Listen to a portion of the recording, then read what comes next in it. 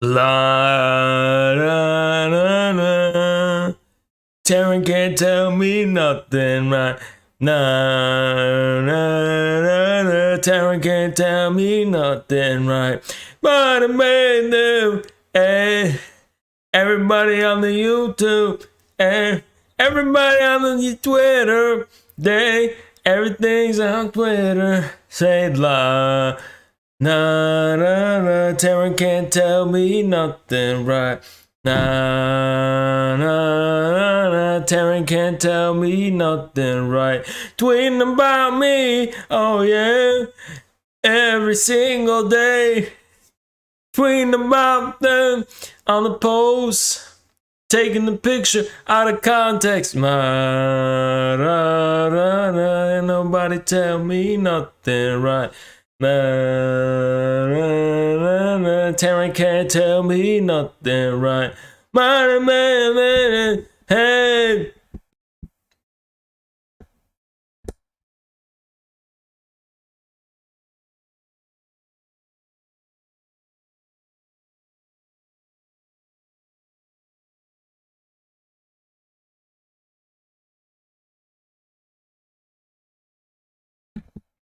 "15 people just left because of that."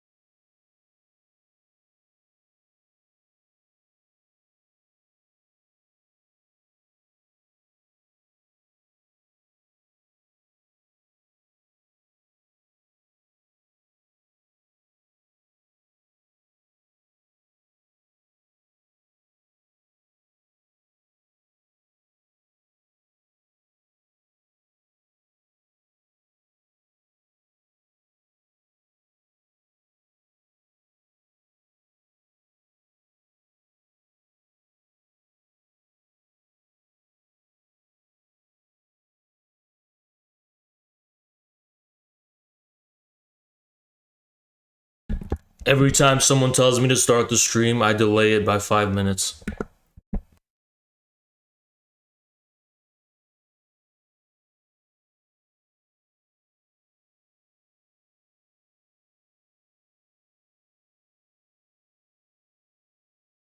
Alright, I'll start the stream. I'll start the stream only if everybody turns their volume all the way up. Turn your volume all the way up. I promise you within 90 seconds I'll start the stream. You have to turn your volume all the way up. All the way up. All the way up. All the way up. Maximum volume. And as soon as my computer tells me that my followers' computers' volume's up, because I tagged all your computers and I'm tracking everyone, we'll start the stream. All the way up. All the way up.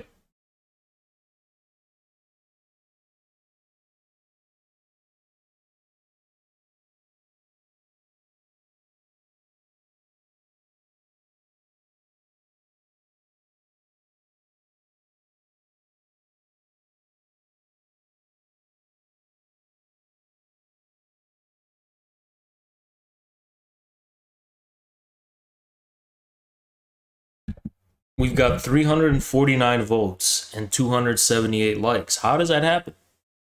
How does that happen? That 1/3, only 2/3 of the people who vote actually click like.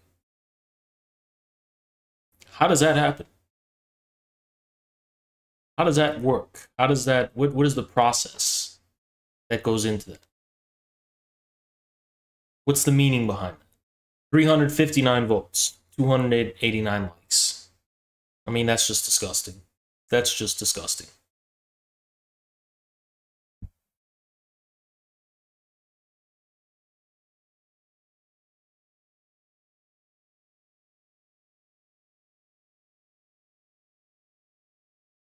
Some people get tired of you never starting the stream on time and they leave. I don't care if they leave. Like the stream. Is that so hard? Is that so hard?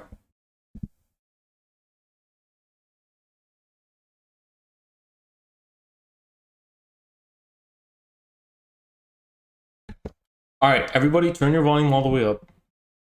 We're starting the stream and count them down 90 seconds. We're starting 90 seconds. Ready?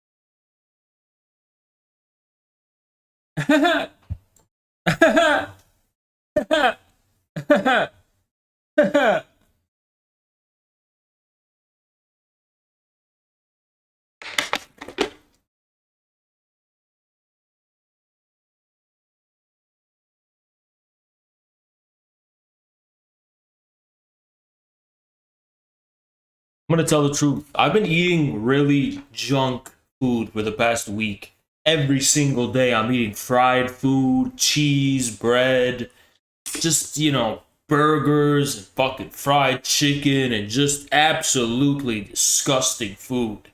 And if I keep it up, you're gonna see Fat Haas one day. You're gonna see the age of Fat Haas. So I gotta stop. I'm gonna start doing hardcore cutting. Hardcore. Like the samurai blade. I'm gonna do hardcore discipline cutting. Because I've been getting too comfortable. Okay? I've been getting way too comfortable.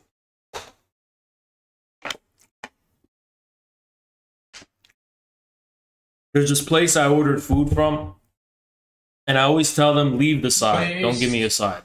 Much love from Los Angeles. I always tell them, don't give me a side. I don't want a side, right? And they always give me fries. They always end up giving me fries anyway. And then, I'm sitting here on the couch watching, something on, laptop, working on stuff. And then I see the meal here. I see this meal. And then, it's just like, ooh, they gave me fries. Yup, yikes. Oops.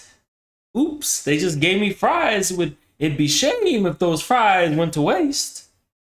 I mean, people are starving. And I'm going to throw these away? I can't throw them away. So I eat the fries. But then obesity reigns. And obesity kicks in. And I'm going to start throwing the fries away. I'm going to start throwing the fries away. I'm going to start throwing those fries away. Anyway, I did not get a lot of sleep, but I'm not going to bitch about it or talk about it. I just want you guys to know that I'm suffering, just so you suffer a little bit too.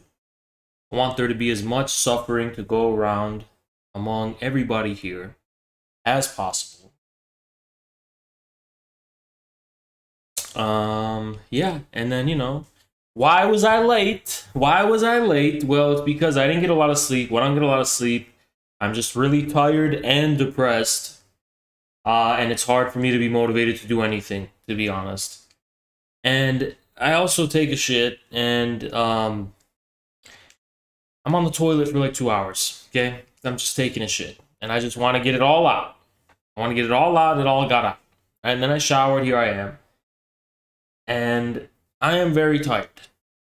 I'm very tired. But you know what? That's fine. We're not going to be spot. We're not going to be spot. All right? Anyway.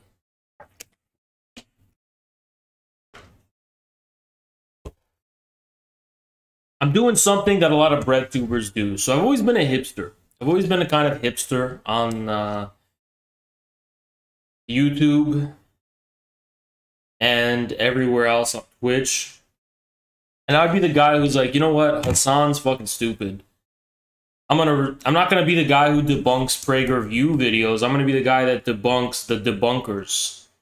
Like, I'm gonna point out how Hakeem and Hassan and Vosh don't know shit about Marxism, right?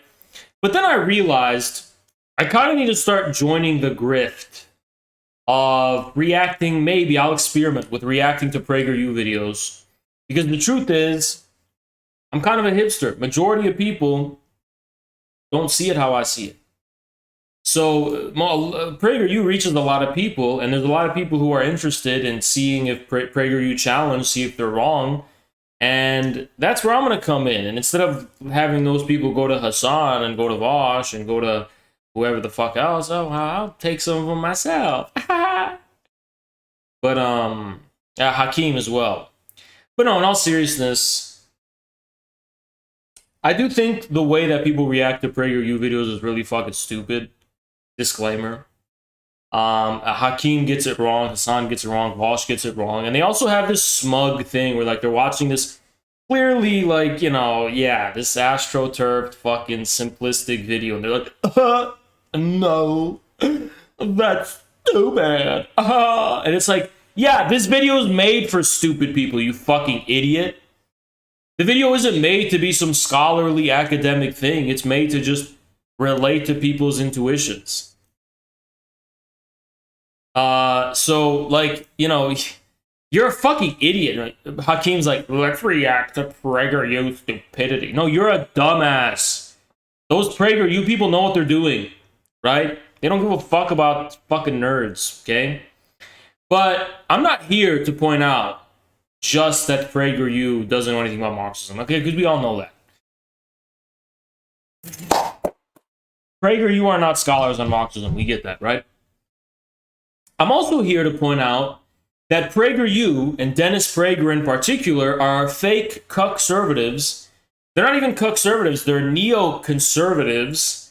They're basically Democrats and liberals, and they're not real conservatives. They're not real conservatives. They barely ever talk about Trump for a reason, because they don't like Trump. That's the truth. Deep down, they don't like Trump. They don't like that. They don't like those, you know, Madison Cawthorn guys and all those people. These are fake conservatives who are, you know, yeah, they're talking about Marxism and communism. And, yeah, but they're doing that from the perspective of who? Of the fucking neocons. They're doing it from the perspective of liberals, of the deep state, of the American establishment. And it's really easy to virtue signal about, you know, you're against wokeness and shit. I mean, even Bill Maher is getting on that shit. People like Dave Rubin are in on that shit.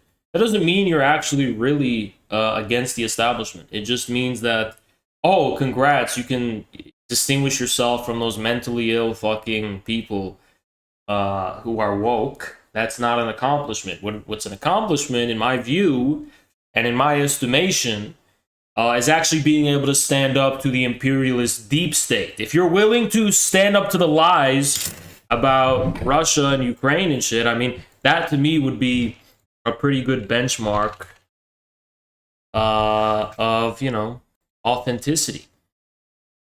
So before we get into this Marxism video, I want to give you a taste of PragerU. So check it out. This is Dennis Prager, and if you don't know who Dennis Prager is, bear with me. Actually, I'm going to give you an introduction. So Dennis Prager is some guy. Let me look at the Wikipedia again. I'm a Wikipedia scholar.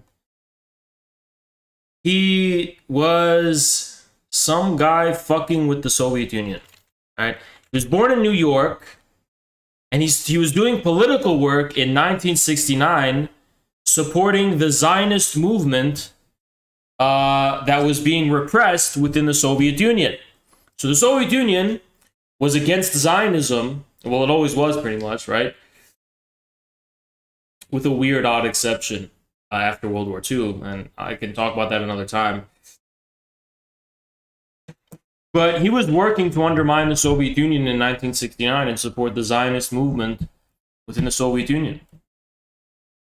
What a conservative! That's exactly what conservatives do. That's what real American conservatives do. Real American conservatives are concerned about supporting Zionism in the Soviet Union. What does that have to do with American people? What does that have to do with America's interests? What does that have to do with the American working class or anything pertaining to the actual concerns of people living in this country? Nothing, right? So right off the bat, this guy's posturing as some kind of conservative, everyday conservative, yada, yada, yada. He's full of shit. Okay? He's full of shit. He's not a conservative. He's a fucking neocon. Pro-war neocon, and he's shilling for the monopolists and the rentier class. PragerU is not standing up to any establishment. They're not even as subversive as the Tea Party was, okay? And as much as the Tea Party was fucking glowy as shit, it's not even at the level of the Tea Party. This is just the type of shit that fuels the false divide within America, while, you know, the capitalists and rentier monopolists go home to the bank smiling, and everyone else a sucker for it. They're making a sucker out of the American people. He's making a sucker out of American conservatives in particular. And here's, for example, okay, so Dennis Prager, he's talking about wokeness and the woke bullshit. Okay, that's congrats, dude, congrats. But what does he have to say about the Russia-Ukraine conflict, right? You know, because they don't really say a whole lot on their channel. But he does say this to get an idea of where he stands on that. Russia's invasion of Ukraine. So let's check it out. This is Dennis Prager. You got good parents. So let me talk to you about a super duper serious subject, the Russian invasion of Ukraine. Just a few thoughts. My column this week is on the subject if you want to read it in greater detail. There's a lot to say. The most obvious is there's evil in the world. And people, they work on denying this fact. Or they call things that are not evil, evil. Like all the woke stuff. That, you know, it's evil that there aren't more. You're one of us! You're conservative, Dennis Prager! You're part of the MAGA movement, Dennis Prager! You're talking about the woke stuff! Dennis Prager, you're on our side! Ron DeSantis, 2024! Black coaches in the NFL. Okay, it's not evil. Evil is an invasion of a country. But Dennis, you're saying Putin's evil? Yeah, Ron DeSantis, 2024, he's against the woke people! Yeah, the woke, they're the woke, they're the woke people! Shut the fuck up, you fucking idiot. Why don't you wake the fuck up? Because that's bare minimum, okay? Being against wokeness just means you're mentally sane. Someone is not based and someone is not a truth teller just because they're standing up to wokeness. That's like 90% of fucking Americans. Everybody who's got their head screwed on their fucking shoulders is against wokeness. That's like the lowest bar possible, okay? Someone who's based and someone who's a truth teller is gonna stand up to the fucking swamp and is gonna stand up to the fucking establishment, and they're also gonna be standing up against the pro-war deep state agenda of our globalist ruling class. People like Dennis Prager don't do that. Not only do they not do that, they want to keep duping us by spreading these, oh, Vladimir Putin is evil. Oh, Vladimir Putin is evil. Shut the fuck up, dumbass. You don't think our guys are evil? What did Donald Trump say in his interview? He said, oh, well, Vladimir Putin's a killer. And then Trump says, yeah, but, you know, we've got a lot of killers of our own. That's what Donald Trump said. You think Dennis Prager's gonna say something like that in his life? No, because Dennis Prager is not a conservative. He's not a truth teller. He's not standing up to the fucking establishment. He's a shill of the establishment. And anybody who's on, I'm sorry, I used to be patient with people, but I'm gonna start being mean. I'm gonna start being mean because we just got these legions of dumb fucks who are piling on, supporting these fake populist conservatives. And they've tapped into the fucking con game, and they've tapped into the grift. All these fucking Republicans have to do is do some shit like, oh yeah, transgender bathrooms, huh? And then you trust them because they say shit like that. I'm sorry to tell you, man, it's not brave to say that. That's like, everyone who's sane pretty much agrees on most of this shit. Like, look at fucking that neocon guy, Ben Shapiro. He's like, oh, women in bathroom, what is a woman? And it's like,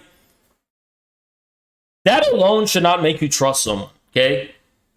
That alone should not make you trust someone. Just because someone is not on board with the insanity of the progressive agenda doesn't fucking mean that they're not part of the same ruling class that's pushing that same agenda.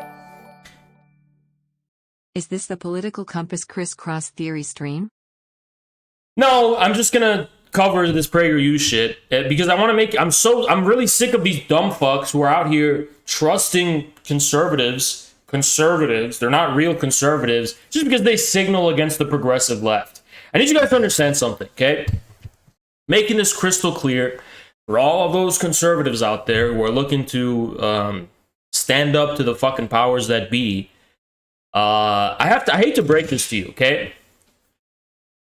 The woke people that you hate so much, that progressive agenda, on the one hand, yeah, those are the same people as the fucking neoconservatives like Dennis Prager.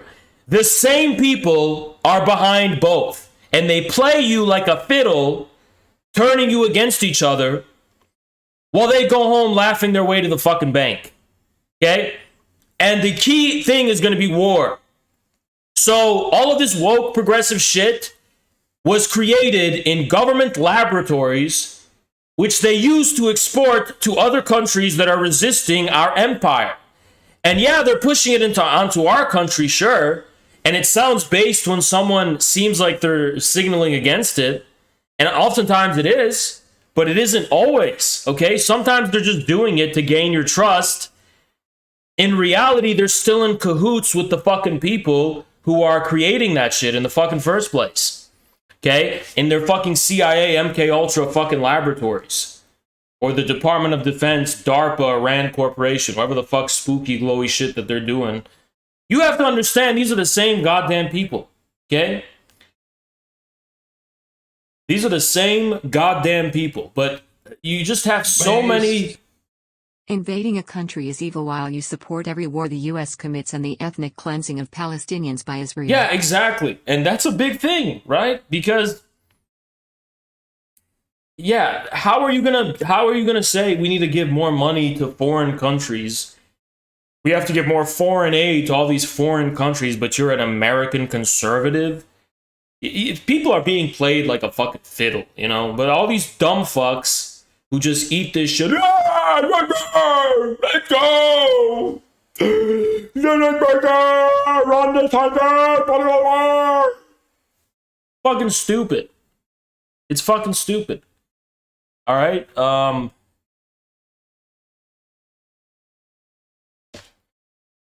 The progressive agenda and the pro-war neoconservative agenda are born, they're two of the same things, okay? They're the same shit. Different words for the same thing. Okay, so you've got, I mean, I don't know how else to put that as clearly as possible, but, you know, a truth teller, again, is going to be someone who's standing up to the deep state pro-war agenda, right? If you're going to stand up to the lies they're telling us about Ukraine, you're a truth teller. But just pushing back on the woke shit, something even Bill Maher does, I mean, like, that's just that's like the lowest bar ever. That's the bare minimum of just being sane, okay? No sane person buys into woke. I mean, even Destiny pushes back on woke shit. It doesn't make you based to be against woke shit, okay? Being based means you're going to be against the establishment that gives rise to the woke shit, okay? You're going to go to the root cause of the problem instead of just, attacking the surface. Because at the end of the day, when you just start asking the hard questions, guys, yeah, is wokeness fucking stupid? Yes, it's fucking stupid. But where does it come from? Are we going to still sit here and pretend wokeness doesn't come from the fucking government? Or from the universities that are in collaboration with the government, or the fucking corporations that push this shit, or all these secret occult fucking groups and secret societies and whatever the fuck else that all of our elites are a part of, and these globalist institutions? Like, are we gonna pretend that the root cause of the woke shit doesn't come from the monopoly rentier class? Why don't we start talking about shit like that, huh? Because these people want you to go vote Republican for a non-populist candidate like DeSantis and others. You're going to go cast your vote for the same fucking globalist corporations that fund and are behind the woke shit you're pretending to rebel against. I mean, DeSantis is doing this in Florida. He's pretty much conning all these people in Florida that, oh yeah, I'm against the woke agenda in the schools. And yeah, that's fine. But you just look at the reaction to that by the libs, and the libs are losing their mind, and then you think DeSantis is based. Well, they're doing this intentionally to gain your trust. Both the libs and DeSantis, probably both of them working together, but DeSantis definitely. Because what you don't hear from DeSantis is that he plans on increasing the war effort against Russia, giving more aid to fucking Ukraine and Taiwan and Israel. That's the shit he doesn't tell you about, right? Sure, I mean, yeah, he's going to go against Disney for... Look, I know people want their kids to be protected. I get that. But that's a very bare minimum thing, okay? That's a very bare... Yeah, that's controlled opposition if that's all you're going to bring to the fucking table. If you're going to just say you're going to protect the kids, but you're also going to harm our kids and send them off to war and support these fucking corporations that are behind this war against our families and our children, I don't know what else to fucking tell you, you know? He's attacking the symptom, but not the disease. You understand? That's what's going on here with this culture war shit. They attack the symptom, which is wokeness, but they don't say anything about the disease. And worse than that, it's fine if you don't have to say anything about it, but even worse than not saying anything about it, they fund the disease. They're part of the disease. They're part of the fucking swamp that symptom comes from. And they pretend to distance themselves from it, but they're part of that. They're part of the same fucking thing. I mean, where do you think wokeness comes from? I hate to break it to you. Wokeness comes from this corporate monopoly ruling class. They're the ones who created it. It came from our fucking imperialist government, our empire. I'm kind of new to your channel. Have you debated/talked about Andrea Rovinsky?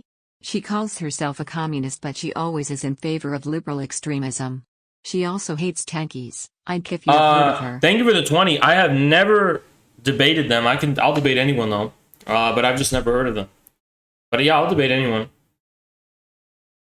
But yeah, this is what's going on, guys. Let me tell you what's going on. So they're pushing this really insane, horrible shit on our kids, right? And they're basically waging a war of terrorism against the American people. They're terrorizing our families and our kids. So they do that, and then they send a guy like DeSantis who pretends to stand up to it, and everybody gets on board with DeSantis thinking he's trustworthy because of that. But they're playing a game. They're playing a game of basketball, and the rules are already rigged. They're playing the same game, they're just on different sides of the court. And they're playing you like a fucking basketball. They're playing you like a goddamn basketball, right? This shit is not going to end. Let's say DeSantis, he gets elected, right? The woke shit isn't going away. It just like it didn't go away under Trump. Under Trump, the woke shit got amplified thousandfold, right? Why? Because Trump wasn't really addressing the root cause of the goddamn thing. The root cause of the wokeness is the goddamn, not just the establishment in terms of the Hollywood celebrities, not even just the media, okay? It's the goddamn imperialist American empire, the Department of Defense, the CIA, those guys all the way at the top, those Wall Street guys, those guys in the financial capitalist elite and that oligarchy. I mean, this shit goes deep. This shit goes deep. If you don't start addressing that, you're not going to touch the woke problem. You're not going to go near the woke problem. You're just going to fuel a fake culture war. Where's the money coming from that's funding all this shit in the universities and pushing it in the education system? And where does all the NGO money come from? The same NGO money that they use to spread this woke shit in our country is the same money they use to undermine and overthrow the countries elsewhere, including Russia. Including Russia, but not just Russia. Also Iran. You know that country Iran that you were taught to hate and that you were lied to about? They told you that Iran is a terrorist country. Iran has never harmed Americans. They've never done anything against Americans or the American people. Iran fought ISIS. Iran was fighting Al-Qaeda. And they taught you to hate Iran. Why? If Trump really wanted to put America first, he wouldn't have killed Qasem Soleimani, who was fighting ISIS. He did that for his masters. Trump did that not for himself, but for his masters, the neocons. He didn't do that on his own accord. Same shit with the Iran deal, right? But you want to keep taking food out of the mouths of our children and giving them to other countries, Ukraine or Israel, right? And you call these people conservatives, and you call these people truth tellers, and they're standing up to these. No, they're not. They're taking money out of the mouths of your children and giving them to goddamn foreign countries.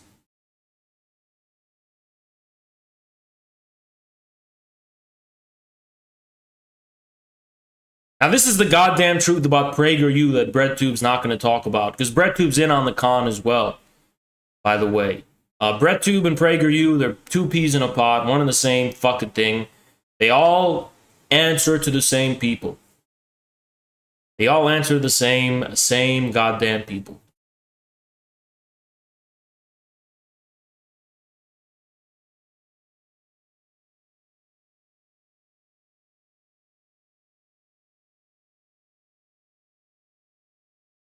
Now, with that being said, we're gonna get through and watch. We're gonna start understanding some Marxism together. From PragerU. PragerU is gonna teach us about Marxism, right? And I'm gonna do this to, you'll see, but I'm gonna try and simplify Marxism myself, right? I'm gonna actually respond to this video. I'm not gonna be arrogant. I'm not gonna be like, no. I'm gonna just say, let's watch it and see if it stands to fact, right? So we're going to watch this Understanding Marxism series together, and we're going to see if PragerU is justified in saying the things they say, right? So let's listen some PragerU. Why does anyone still care about Marxism? Karl Marx has been dead for well over a century. Everyone. All right, already I find this pretty stupid, because what do you mean he's been dead for over a century? Like, that's...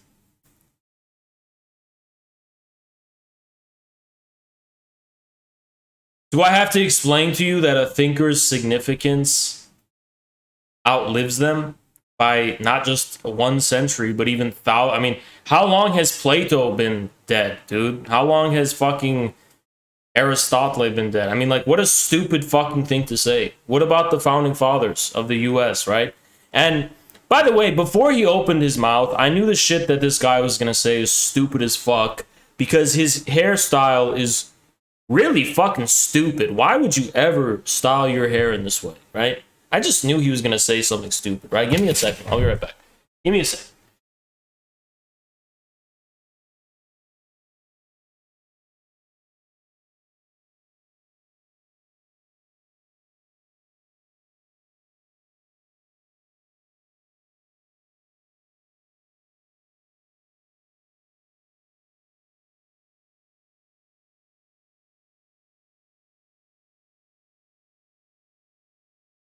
I just knew it was gonna be stupid before he said anything, right? But let's continue. Everywhere Marxism has been tried, it has left death and destruction in its wake. In fact, nothing in the last 1,000 years comes close to the amount of tyranny, terror, and mass murder brought about by Marxist regimes.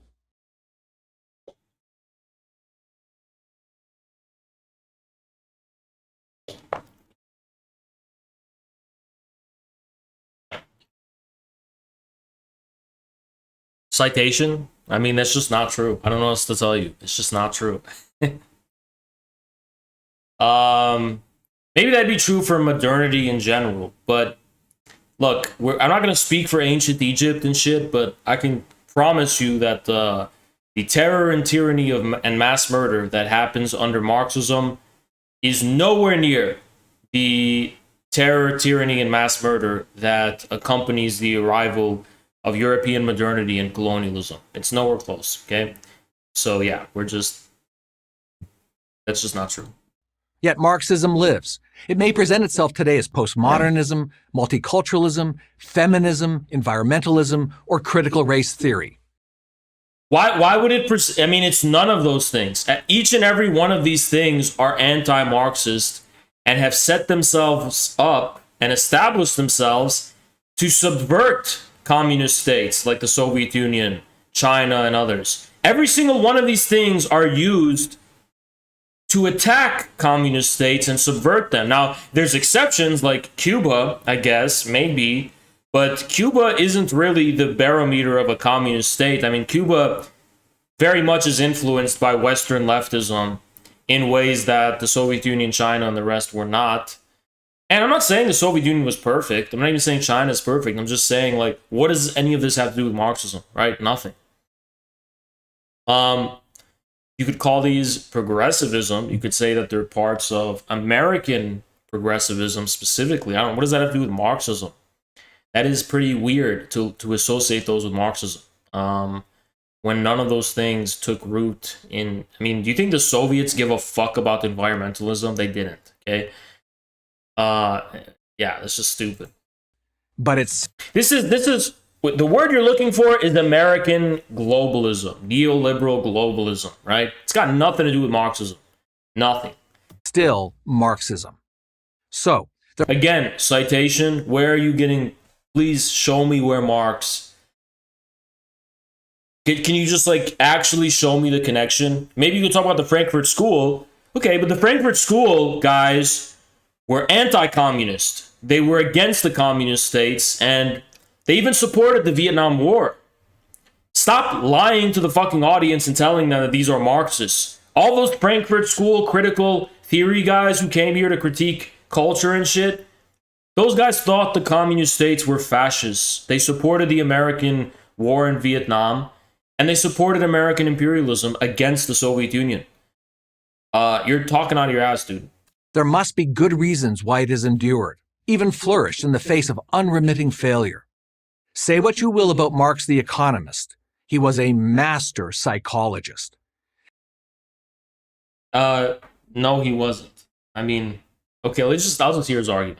He recognized that there are many people in every society who are motivated by envy and resentment. Marx speaks directly to them. He tells them that their responsibility for the misery in their lives belongs to the capitalist system. No, he didn't. No, he didn't. This is just ahistorical. This is wrong. In case anyone cares about the truth, The socialist and communistic movement that was condemning the capitalist system was widespread before Marx even wrote a single letter, right? So no, Marx wasn't, he didn't even have to say that. It was just a given at the time. People were fed up with this inhumane system where, children are working in sweatshops, yada, yada, yada. I mean, and you didn't really have to blame the capitalist system for people's hardship when we're talking about pretty like bare bones concrete shit. Like we're talking about people not having any land, living in slums in crowded cities with like barely enough. I mean, it wasn't a great time. Okay, Victorian England, industrial capitalism, it was not a great time. Okay, so it was pretty much a given for people who were crushed under the cogs of their factory life and all. Like they pretty much knew that this was because of some kind of capitalist system, right? So I mean, that's way before Marx ever becomes significant at all. I don't know what you're talking about here. If we can just get rid of that, he promises, we can eliminate poverty, inequality, exploitation, class conflict, war, and alienation. Now, this is completely wrong. Marx never says any of those things. Marx didn't advocate for eliminating capitalism, actually. He predicted that capitalism was going to eliminate itself through its own internal contradictions. He also didn't say that, he didn't say inequality will ever be eliminated. Show me a single source for that, by the way, because I can show you sources where Marx and Engels talk about the fact that inequalities will always persist, that equality is a bourgeois value of the capitalist class because they want formal equality, and that actually no one's equal. Everybody's different somehow. They have different skills, they have different life circumstances, and it's a bourgeois principle, which has nothing to do with communism, right? That's what they said. So not a bad. I mean, and you said alienation. It's just wrong. If you're interpreting alienation to be some like psychological problem, that's not how Marx was talking about alienation. That's not what it meant to him. It wasn't some psychological thing. Alienation was a very specific way in which people were being ripped apart from their means of livelihood. Sort of like what's going on now, right? Isn't that what happened during the COVID lockdowns? Isn't that a kind of alienation? People are being ripped apart from their way of life and their means of making a fucking income. What about when the jobs were outsourced? And, people were sacked and all these towns were shut down, right? Something you don't give a fuck about because you're saying that's the free market in action, right? And you don't care about the fentanyl crisis or any of that shit. Oh, it's not a problem, right? List if you're looking to start a revolution. But there's more. Marxism assures us that this socialist utopia is close at hand, available to all, not in some distant future or in the next life, but here and now. All we have to do is overcome one little obstacle: human nature. What? Look, I'm gonna just tell you guys straight, right? This guy's lying about Marxism. Marx didn't write about any of this shit, okay? He did not say any of this. This is all made up. It's completely lie. Sorry, it's a complete lie. It's just not true. This has nothing to do with what Marx was all about and what Marx was trying to say. And I want to give you a counter introduction to Marx. What Marx was all about was more or less, this is how I'd sum it up. Marx was about giving us a way to understand and know how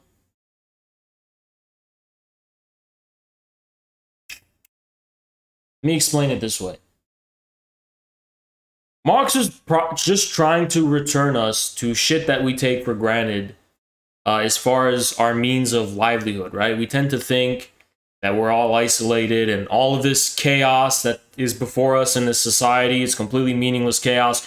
Marx is just trying to give us a way to understand how this disorder is actually part of a bigger order that we don't understand, right? And he does that specifically in Capital, where he's trying to understand the capitalist system. And, he's trying to give us an understanding of how it is that we can return to some basic semblance of human dignity, right? How can we reappropriate some sense of human dignity amidst this complete loss of traditional ways of life, right? So how do we understand the thing that's destroying our traditional ways of life? It's pretty much what Marx is all about, right? It's like something similar has happened in the US. Jobs are outsourced, with lockdowns and the rest. I mean, Marx is trying to give us an understanding of what's going on. He's trying to help us understand this. He's trying to give the working class the tools that it needs in order to understand the system that's robbing them. And the working class is you, okay? It's ordinary, normal people who are being duped by videos like this. Marx just wants to give you the tools to understand the system that's conning you and robbing you.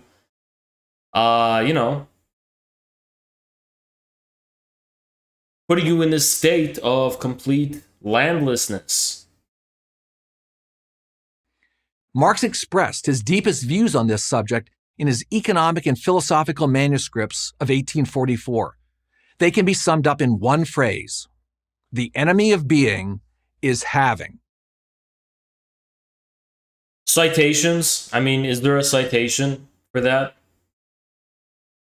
Is there a citation for that? I've read the whole of the economic and philosophical manuscripts of 1844, and I have not seen anything to support a conclusion like that the enemy of being is having, okay? Having is a very personal thing.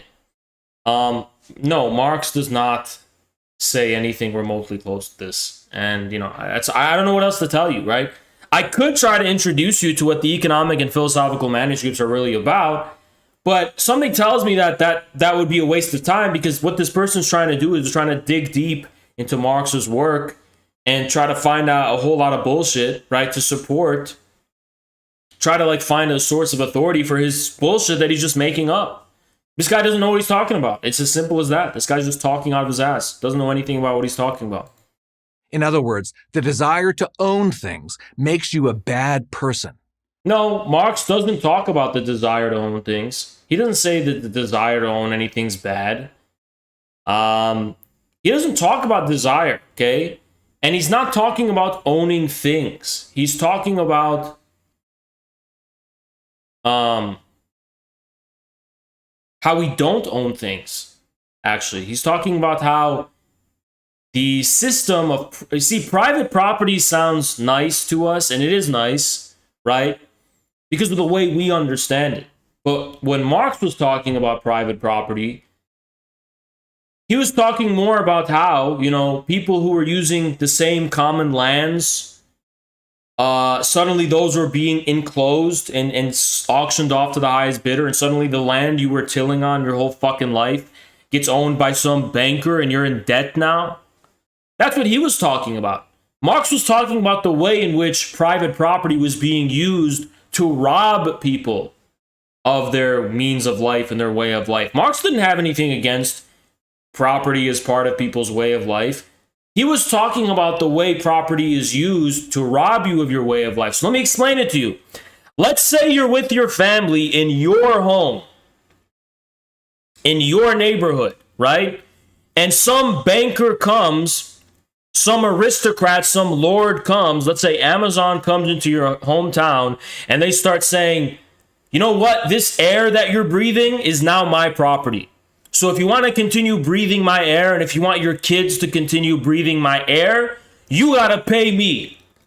Otherwise, you kick rocks and get out of the community. Okay? So what happens? You say, okay, I'll pay you, Amazon, for your air. So suddenly you're paying Amazon and you're paying them a rent just to breathe the same fucking air that you were always breathing. And you can't afford it. You're going into debt. Now your daughter is getting into an OnlyFans to help pay for it. That's what Marx talking about. That's what he means by the alienation. That's what he means by the way private property is being set against ordinary people, right?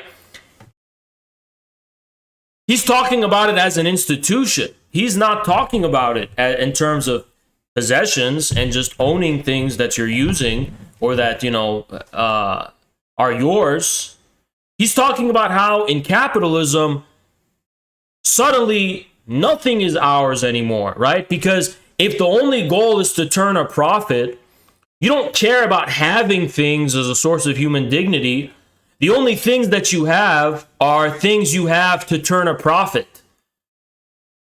So these capitalists and bankers, they don't care about having things to, have themselves. They care about selling things to have money, to have the power to buy you, to buy your family, to buy your homes, to buy your communities, to buy your daughters and your wives. And Marx and Engels did talk about that, by the way. They talked about how capitalists are preying on the wives of the ordinary working man. That cuckoldry, that private property puts the ordinary man into, right? Is that PragerU? I'm addressing the audience of PragerU right now. Is that what you want to be? You want to be a cuck? You want to be a cuck or you want to be a goddamn man? You want to be a cuck? Keep listening to this fucking emo band hair guy, and he's gonna literally spoon feed you the agenda of Davos, which is that you will own nothing and be happy, all under the disguise of opposing Marxism and communism. He's selling you this lie. You're not gonna have this house or this car. Maybe you'll be able to rent it, but some banker's gonna own that fucking house, not you. And when you get mad about that, this fucking guy who's giving you this lecture right now, he's going to say, well, that's private property. The banks own it. BlackRock owns it. BlackRock owns your house. Just like an old farmer owns their land, BlackRock is owning your house and your community. I mean, this is a con game. This is a complete con. This is a complete scam. However, you're not to blame. The blame belongs to capitalism. The most common interpretation of Marx's philosophy suggests this guy's running water for the oligarchical bankers in the name of defending capitalism, right? Look, when we think of capitalism, we think of something nice, the ability to trade and on markets, a fruit stand and things like that. That's fine. We're not against that. But when he's talking about capitalism, you got to understand, he's not talking about an ability to make your own living and to build yourself up and be industrious and be entrepreneurial. When he's talking about capitalism, he's talking about BlackRock and Vanguard and, the Davos agenda and the globalist corporate, financial class. I mean, that's what he's talking about, to be clear. He's talking about Wall Street and the city of London. That he opposed capitalism because it creates an unjust world of inequality, exploitation, and class conflict.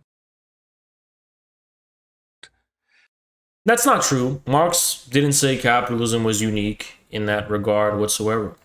Marxism, according to this view, is all about equalizing income and social status. Okay. Can you give me a citation? Just one citation from the work of Karl Marx or Friedrich Engels to support the idea that Marxism is about equality. Just one citation. One citation that it's about equality. I can give you citations that refer to the opposite. I've read all of the works of early Marx. I've read almost all of the works of late Marx. I've read a lot of their letters as well. I never find a single mention of the idea of equality in any of those. It's not about equality. It's about unleashing the forces of production, which means unleashing our ability to produce wealth and unleashing the powers of abundance and prosperity, actually, as a society. It's about the way in which, society works to increase prosperity. Simply put, instead of having these monopolies that stagnate our ability to flourish and prosper, instead of having this immiseration where we go into debt and we get our properties foreclosed and, we lose our jobs and we have a society that works for the prosperity of all. What's wrong with that? It has nothing to do with equality. What does that have to do with equality? This is true, but it doesn't go far enough. Marx saw the accumulation of material wealth as dehumanizing. Can you give me a citation? Again, this guy is just making shit up. Can you give me a single citation? The more money and material possessions one acquires, the more estranged one is from his true humanity. This is like a dumb fuck reading something they don't understand and just like trying to lie about what it actually means. So Marx was using the example of a miser. And what Marx was talking about is the miser who hoards wealth, specifically in the form of money, not material things, but money, instead of putting that money to work. Marx is basically talking about how, you know, the more of this wealth you have, the more separated you are from, you know, the human realities that are behind it. And if you think that fucking idea is so, you know, crazy and radical, I refer you to watch that movie from the 30s or the 40s. What is it called again? With Oliver Scrooge. It's called A Christmas. What is it called?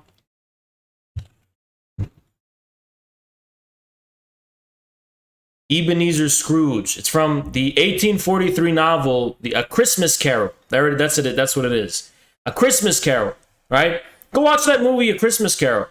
Because Marx is talking about shit like that. And the point he's trying to make here isn't that we don't want wealth. No, we do want more material wealth. We do want individuals to accrue more material wealth. But he's talking about how under capitalism, instead of, look, as human beings, if an individual accrues more wealth, then they would have more wealth to, you know, enrich their own lives and their families' lives and, you know, build a life for themselves, build a nice life for themselves, right? That's what we want. That's the American dream. That's what we Americans want to do with the wealth that we build, right? But what Marx is talking about is that how somehow under capitalism, when we're hoarding wealth, material wealth in the form of money, and not spending it, but just hoarding it, right? We're hoarding these tokens that are abstractions of wealth, but are not being used in any kind of way, right? So that's more what he's trying to talk about here. He's not talking about, you know, accumulation of wealth. He's talking about accumulation of money. And the accumulation of money that's not being put to work specifically.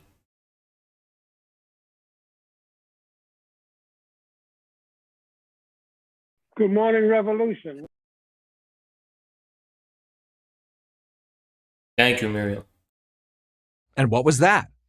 In the philosopher's socialist paradise, one gets to eat, drink, and go to the theater free of charge and without having to earn a living. Best of all, Not true. Not true. you get to do it without the guilt of being a moocher. All you have to do is enjoy yourself. Can you please give us a citation for this? Please give us a citation for this claim. Or, as Marx put it, you can do one thing today and another tomorrow. Hunt in the morning, fish in the afternoon, and rear cattle in the evening. Okay, so what Marx is talking about, this whole video, I'm going to be like having to place everything in its proper context and pretty much be like, yeah, this guy. So Marx is not talking about a paradise. He's using this as an example to illustrate the division of labor. The way in which, you know, for most of history, we've had this kind of division of labor where we only have one profession that defines what we are and what we're capable of doing, right? Even though we as human beings have the creative power to do multiple things, not everything, right? We always have differences in our abilities and skill. We come to be defined by only one form of labor and one type of profession. Now, Marx just posed a hypothetical and he said, if there wasn't a division of labor, then, you know, there a human being would not be defined by their profession. They would, you can have multiple professions, still be the same person, right? The crucial part of that text is that you will become a fish. You can hunt in the morning, fish in the afternoon, reel cattle in the evening, all without becoming a fisherman, a hunter, or a cattle rearer or whatever, right? He's not saying that it's going to be some luxurious paradise. He's trying to say you will not be defined by your labor activity anymore. You'll somehow be able to have an identity that's above all those things, because the division of labor would be dissolved, right? But that's a hypothetical. And it's not really like, he's not saying this should be implemented as a political policy. He's saying hypothetically, in the end of the division of labor, this is what would happen. Yes, rear cattle in the evening. That's how in touch Marx was with reality. But who cleans out the sewers? What? You missed the entire point. You missed the entire point, okay? It's really stupid. Does the dirty jobs that keep a society functioning. Ironically, in the evil capitalist society, the sewer cleaner freely chooses to take on his job. Does anyone believe that? Does anyone believe that? But I mean, regardless, we're not against people being able to freely. We don't want to force people to be sewer cleaners, right? That's not in the itinerary. That they don't force people to be sewer cleaners in China. That can be something handled by the market, or even in the Soviet Union. In that case, there can be incentives for being a sewer cleaner, like you get more shit, kind of like supply and demand, right? Even if it's planned, I mean, right? Whether it's market or whether it's planned, I mean, it's a really stupid thing to point out. But I think Marx's point is that these professions that define us, this type of labor would not be a profession. It would be a type of labor. But that's just like in a hypothetical communist society far into the future, okay? It's not, this is not like a political policy to be implemented, and it's not something that's implemented consciously. Marx thinks this is going to be a natural development of the evolution of the mode of production. And if he's right, he's right. If he's wrong, he's wrong, right? So don't worry. If he's wrong, then it's just not going to happen. No one's going to force it to happen, right? In the socialist paradise, coercion is almost always required. Marx never that wasn't even true in the Soviet Union. So wrong. Never bothered with such messy details. He left that to others. Unfortunately, those others always turn out to be megalomaniacs, like Lenin, Stalin, Mao, Castro, Pol Pot, and Hugo Chavez. They were the ones. You call those megalomaniacs, and they're revered as heroes by hundreds of millions of people. So that's just your opinion. Stalin's a hero for the Russian people. I mean, Mao's a hero for the Chinese people.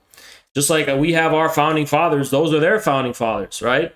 So you can call them megalomaniacs, and you're wrong. Who brought Marx to life. Same with Chavez in Venezuela. He's a hero of the Venezuelan people, right? For them. Those are heroes of the working classes of those countries. Because those were their leaders. But globalists wouldn't understand that, right? Globalists just don't believe in leaders. They just believe in institutions controlling us, right? Process caused tens of millions to suffer and die. Contrary to Marx's claims, I don't know what to tell you. Like, why don't you just say billions at this point, right? But tens of millions did die, but that's nothing compared to the total amount of people that died from capitalism. People died because the transition from old traditional ways of life to modern industry and agriculture is historically an extremely violent process. Wherever you go, it doesn't matter if it's a communist or capitalist, whatever system, that's always going to, historically, that has always been an extremely violent process. From colonialism to, communism. It's just very much, because it's fucking with the way you make food, right? It's not a problem of communism, specifically. Work freely chosen brings both money and dignity. Furthermore, most people work best when they pursue their own self-interest, an idea Marx despised. Where did he despise that idea? Like, where? Bro, this guy just lies. I thought this video would be a critique, but he's just making shit up. All he's doing is making shit up. That Marx despised. Where? Give me the citation, man. Give me the citation. Show me the citation, okay? To him, self-interest turns everyone into Ebenezer Scrooge, greedy, grasping, and unfeeling. Not true. Can you please give me a citation? Please give me a citation where he said that. Not only... Look, we all have self-interest, and self-interest is primary. But what is our self? Our self is obviously we're part of a bigger whole than just ourself. As Americans, we're part of a country called America, right? We're Americans. That's part of our selfhood. That's part of what we are ourselves, right? So this is just us, we have families. We just say fuck you to our families and just, you know what I mean? Like, yeah, I mean, usually we put ourselves first and our families first and then our communities first and then our state first and then our country first. Okay, whatever. Like, that's all going beyond ourselves. All those things define ourself, right? Our selfhood. Only is money, that is capital, inherently corrupting, but the acquisition of it can't be done honestly or fairly. The rich got rich by exploiting the worker. This is a pretty silly description of what Marx is trying to say. He's not concerned so much about the issue of the fairness of it, the morality of it, as much as the structure of it. And for Marx, exploitation is not a morally charged word. It's referring, think of resource extraction. When Marx is talking about the exploitation of labor, he's not doing it in a moral sense. He's using it in a scientific sense. And you can disagree or agree with that, but it's not really a moral thing. For Marx, there's no other possible explanation. For many today, there is no other possible explanation. For these people, Marx offers a philosophical justification for their anger, even their rage. Again, this has nothing to do with Marxism. Nothing. I don't know what else to tell you. That anger and rage people, you're talking about really personal psychological shit. I mean, most of that shit is coming from the counterculture and the new left. They weren't thinking about feelings back then. They weren't thinking about people's feelings back in those times, right? They were thinking about people's lives and how they're fucking putting bread on the table. They're not thinking about how people feel, which is what the left cares about. That has nothing to do with Marx, okay? So this is just a stupid form of projection.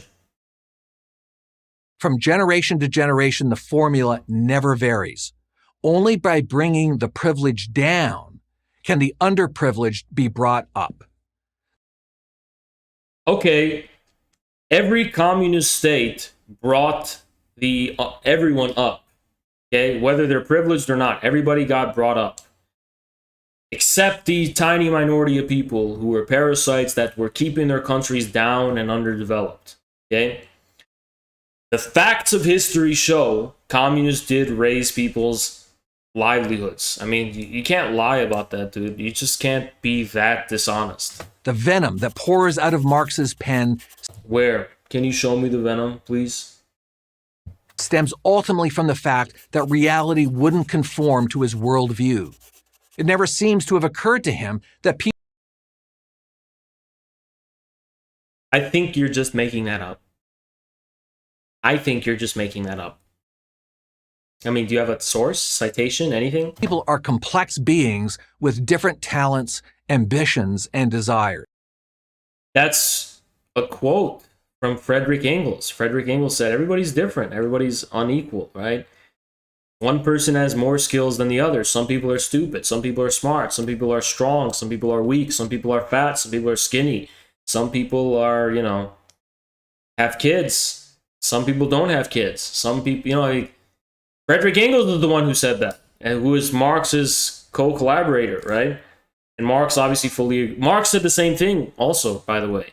Marx actually said that in socialism, there's going to be a lot of inequality because the principle of from each according to his ability to each according to their labor means a lot of inequality because not everybody can perform the same level of labor. But labor is still being subjected to a common standard. So there's going to be a lot of inequality that prevails. That's what Marx said about socialism. It may be more accurate to say he didn't care.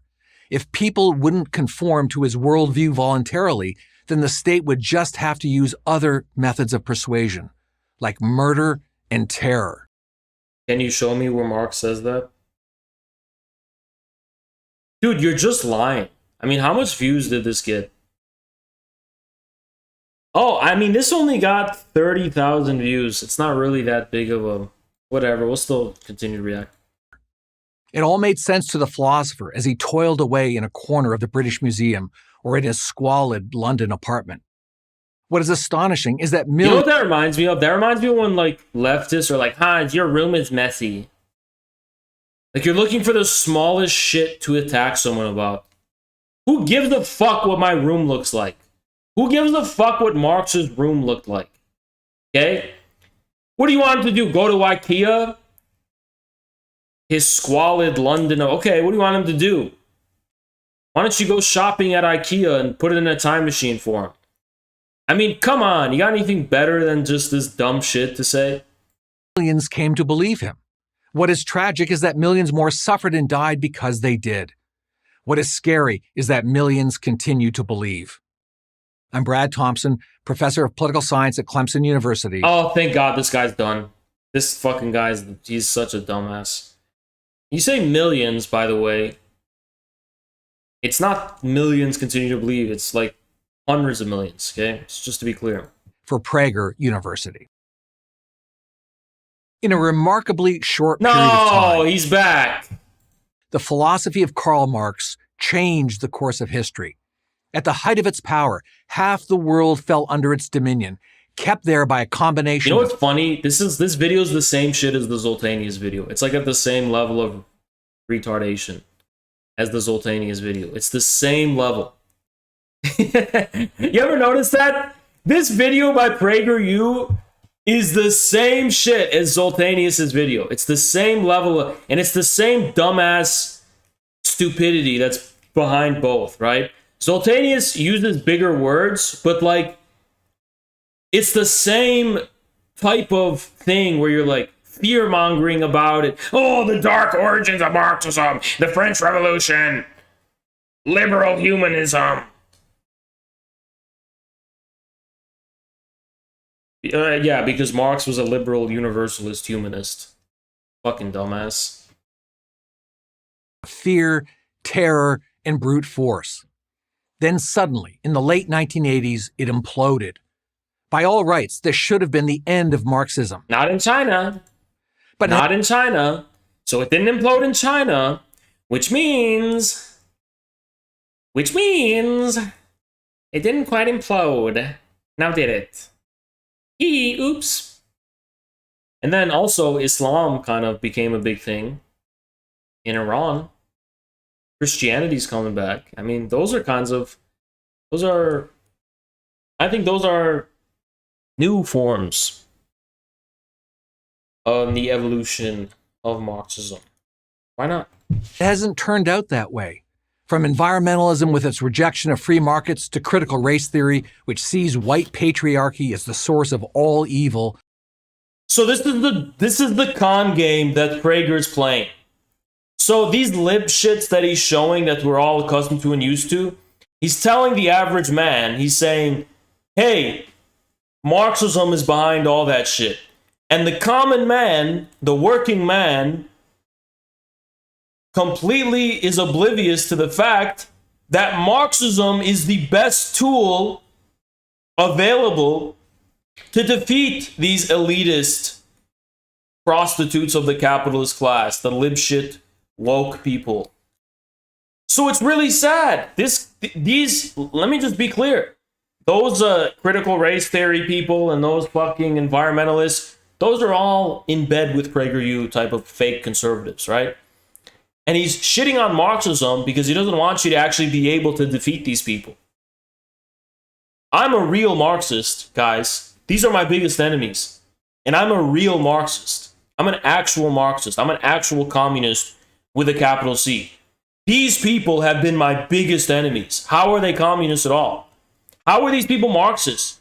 I am actually a Marxist, and these people are my biggest enemies. They're my biggest enemies, way more than conservatives. Way more. You'll find Marxism at its root. The leaders of Black Lives Matter, for example, openly acknowledge their devotion to Marxist ideology. No, they're frauds. They believe in intersectional ideology. They don't believe in Marxism. Give us the quote. How do we explain this fact? No, they're not Marxists. They're not Marxists. At best, they say that shit to be edgy against conservatives. But they don't actually believe it. They're just trying to terrorize you and make you fearful, right? They don't care about Marxism. But because a lot of y'all have been brainwashed into thinking Marxism is, this terrifying thing, they wear it as a mask to scare you. Like a Halloween mask. Fascination for something that has so utterly failed everywhere it's been put into practice. We can find answers in one of Marx's most enduring. Jackson, thank you for the raid, man. Appreciate you. Appreciate you, man. Epigrams. From each according to his ability, to each according to his needs. Marx was a poor economist, but a talented journalist. The only actual job he ever had.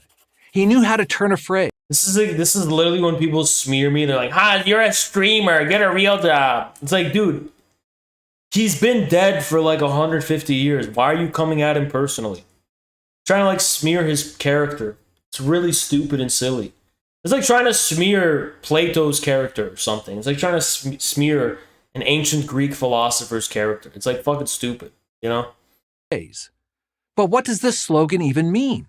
According to what ability? According to what need? And who determines anyone's ability or anyone's need? I mean, no one does. What are you talking about? The slogan, the thing from each according to his ability to each according to his need doesn't come from Karl Marx. It comes from actually a Christian monk. Not who does it come from? To each according to his need. That comes from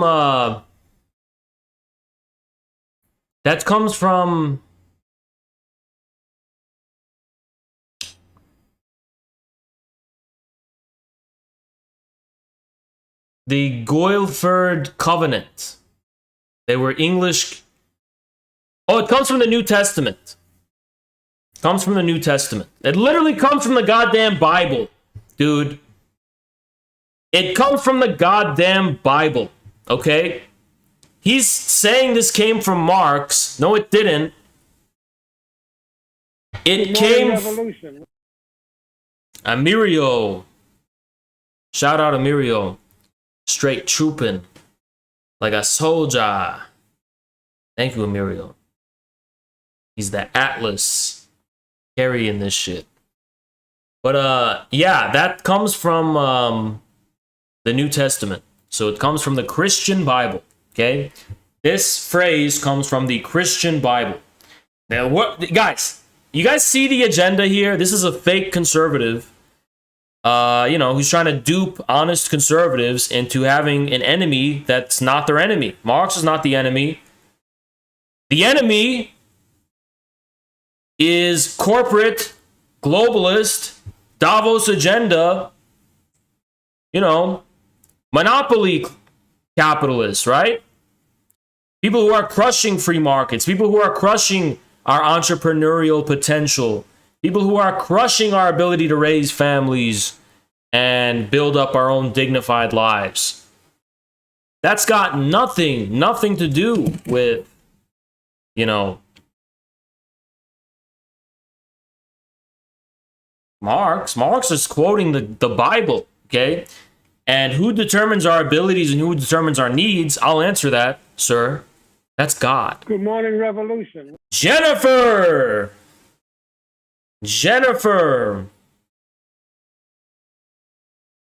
Trooping. Straight trooping. Good morning, Revolution. Thank you, Jennifer. Appreciate that. Good morning, Revolution. Marx never bothered to answer these obvious questions. He had much bigger things on his mind. Who determines our ability? Who determines our need? God does, sir. It's God who determines our abilities. It's God who determines our needs. That's why the phrase comes from the Bible. God determines those. Maybe you're asking, how do we measure those? Good morning, Revolution. Paper wind. Shout out that soldier. Paper wind. Thank you, paper wind. Do you ever feel like a paper wind blowing in the street? Do you ever feel like a plastic bag blowing in the paper wind? Thank you, paper wind. Appreciate you, man.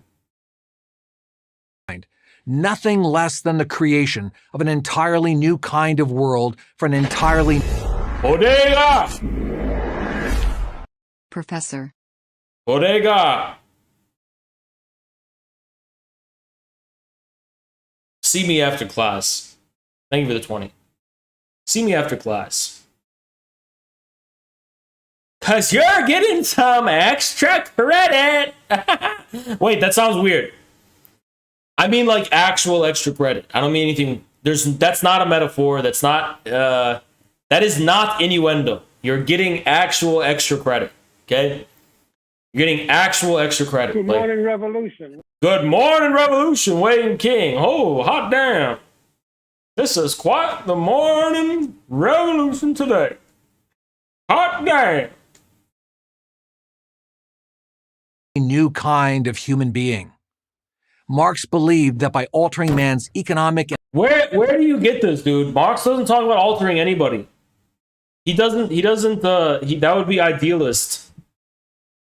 Actually, that's, Marx never hints. That's just an absurd idea. The point is not to alter our humanity, but to create a world that reflects our real humanity, right? And political institutions. He could alter, or even better, rewire the human brain. Where are you getting this? Where is this coming from? I just want one piece of evidence from any of Marx's writings. It was just the slightest itty little bitty piece of evidence to support this crazy claim. Okay? If Marx thought we have to alter our humanity, he wouldn't have been a humanist. He would have been a transhumanist, right? He was not a transhumanist. He could conjure a new consciousness that would replace the old false one. Okay. So a new consciousness does not mean a new humanity. For example, Jesus Christ created a new consciousness of one same singular truth. Janar the soldier. See me after class. Extra credit! But not in any window way. Okay? Thank you, Jenna. Appreciate you. Thank you. So new consciousness is like discovering electricity. That you discovered a new thing, right? It doesn't mean the electricity is new. It just means your consciousness of it is new. Because we don't know everything, Good right? morning, Revolution. Good morning, revolution, Adam. Thank you. Hosanna. Hosanna. Go ahead and hand Adam over here. Go ahead and award him friend of Joe Sims, fellow traveler. This new man would be less selfish and acquisitive and more altruistic and communal. No. No, just no. I mean, like, that's just made up. It's just not true. I don't know how to respond to something that's just not true. It's just like, no, you just made that up. It's not true. Marx doesn't think... I want to just teach you guys something. Marx recognizes that in most societies, people are already pretty communal. They're even in America, right? Good morning, revolution. Noxed, trooping along. Thank you, Noxed. You can remove the dunce cap. You may remove the dunce cap. And you may join the class from the corner. You're out of timeout. But anyway, even in America, we're pretty community oriented. You know, we're different from others because we have a lot of scattered, you know, we're more individualistic in ways, but we've also got our small towns and these various towns. We just have more freedom in being able to form these towns and communities. But at the end of the day, Americans are, like most of humanity, we're a community type of people, right?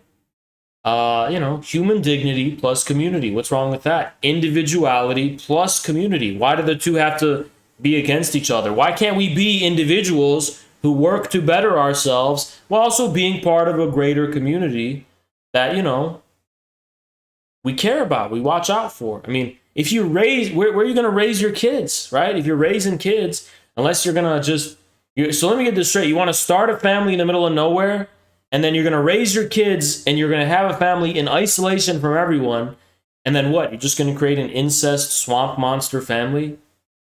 You're not going to be interacting with any bigger, wider community. You're not going to be part of anything bigger than yourself. You're just going to start, you're going to say, you're God, I'm God, I'm just going to, you know, it's ridiculous. What are you talking about? We human beings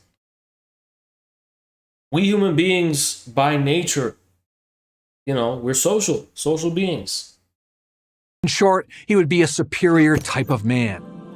You don't got to rewire anything, man. We're just talking about the real world that already exists. We're talking about real human beings that already exist.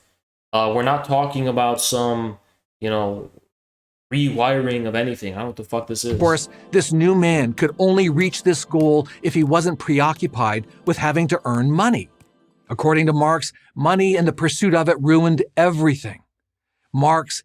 No, Marx spoke positively about capitalism. He said it's a double-edged sword. He said capitalism creates a lot of wealth, but it also creates a lot of poverty. He said capitalism creates a lot of technological advancement, but then he said it also creates a lot of stagnation. And what Marx said is that capitalism is defined by this contradiction. It's defined by this double-edged sword. And for Marx, that was a riddle to be solved. That was a paradox. Why does it have that contradiction? What is up with that? And that's what he was trying to understand, right? Why is it that we create so much abundance and so much wealth and yet so much misery and so much poverty? Why are we the richest country on earth, America, but we've got so many homeless people? We've got so many people who can't, you know, afford to make a living and buy a house and start a family. Look at the housing market right now, right? I mean, we're the richest country on earth. Americans are now struggling to pay for groceries and pay for gas. These are the kinds of things Marx was thinking about and trying to understand, right? hated money. Maybe because he never found a way to make it. Yo! Chad awards you this weird turd positionist's PhD. Rocks off. Soldier! Soldier! Thank you, Rocksoft.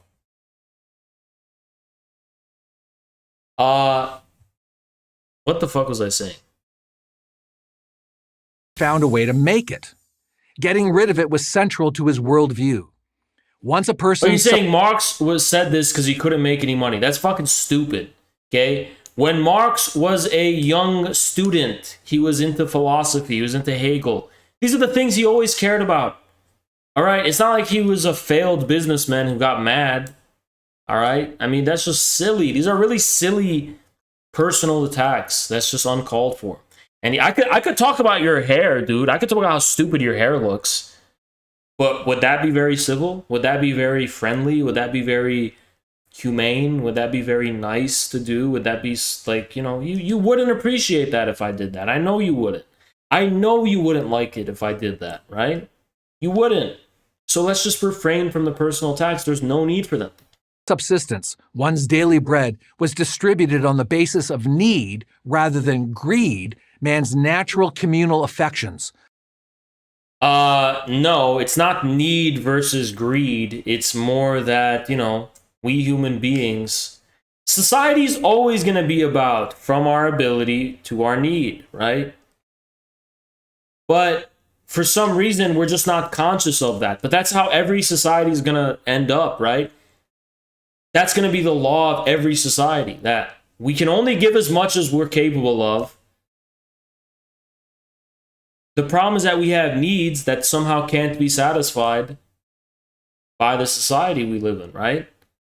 And what are some of those needs? What about the need to raise a family? What about the need to have some human dignity? What about the need to be able to, you know, have some free time, be able to pursue our ability to make something for ourselves, have some opportunities? What about those, right? Long suppressed by his capitalist overlords, would be renewed. This is Marx channeling the 18th century French social thinker Jean-Jacques Rousseau. I knew he was going to say Rousseau. Marx was not really a big fan of Rousseau. Believe it or not, Marx was a rather conservative thinker. He was a German, right? He wasn't on board with the French type of shit. He also wasn't a big fan of the utopians in general. He wasn't a big fan of the English, vulgarism, material vulgarism. He was a kind of German conservative, right? When I say conservative, I just mean that in the sense that he was really skeptical of any flowery or idealistic, view or mentality. Marx was a realist, first and foremost. He was a realist, right? He was not some airy-fairy socialistic utopian, right? One of the few people Marx admired. According to Rousseau, this is what you must do. No, every European thinker at the time admired Rousseau, okay? Marx didn't uniquely admire Rousseau in any kind of way, right? If you want to create a new society. He who dares to undertake the making of a people's institutions must feel himself capable of changing human nature, of transforming each individual who by himself is a complete and solitary whole into part of a larger whole. This is stupid because most countries and civilizations see individuals as part of a greater whole. Families, tribes, communities, that's how most humanity is, okay? If not all of it, including America. This is stupid.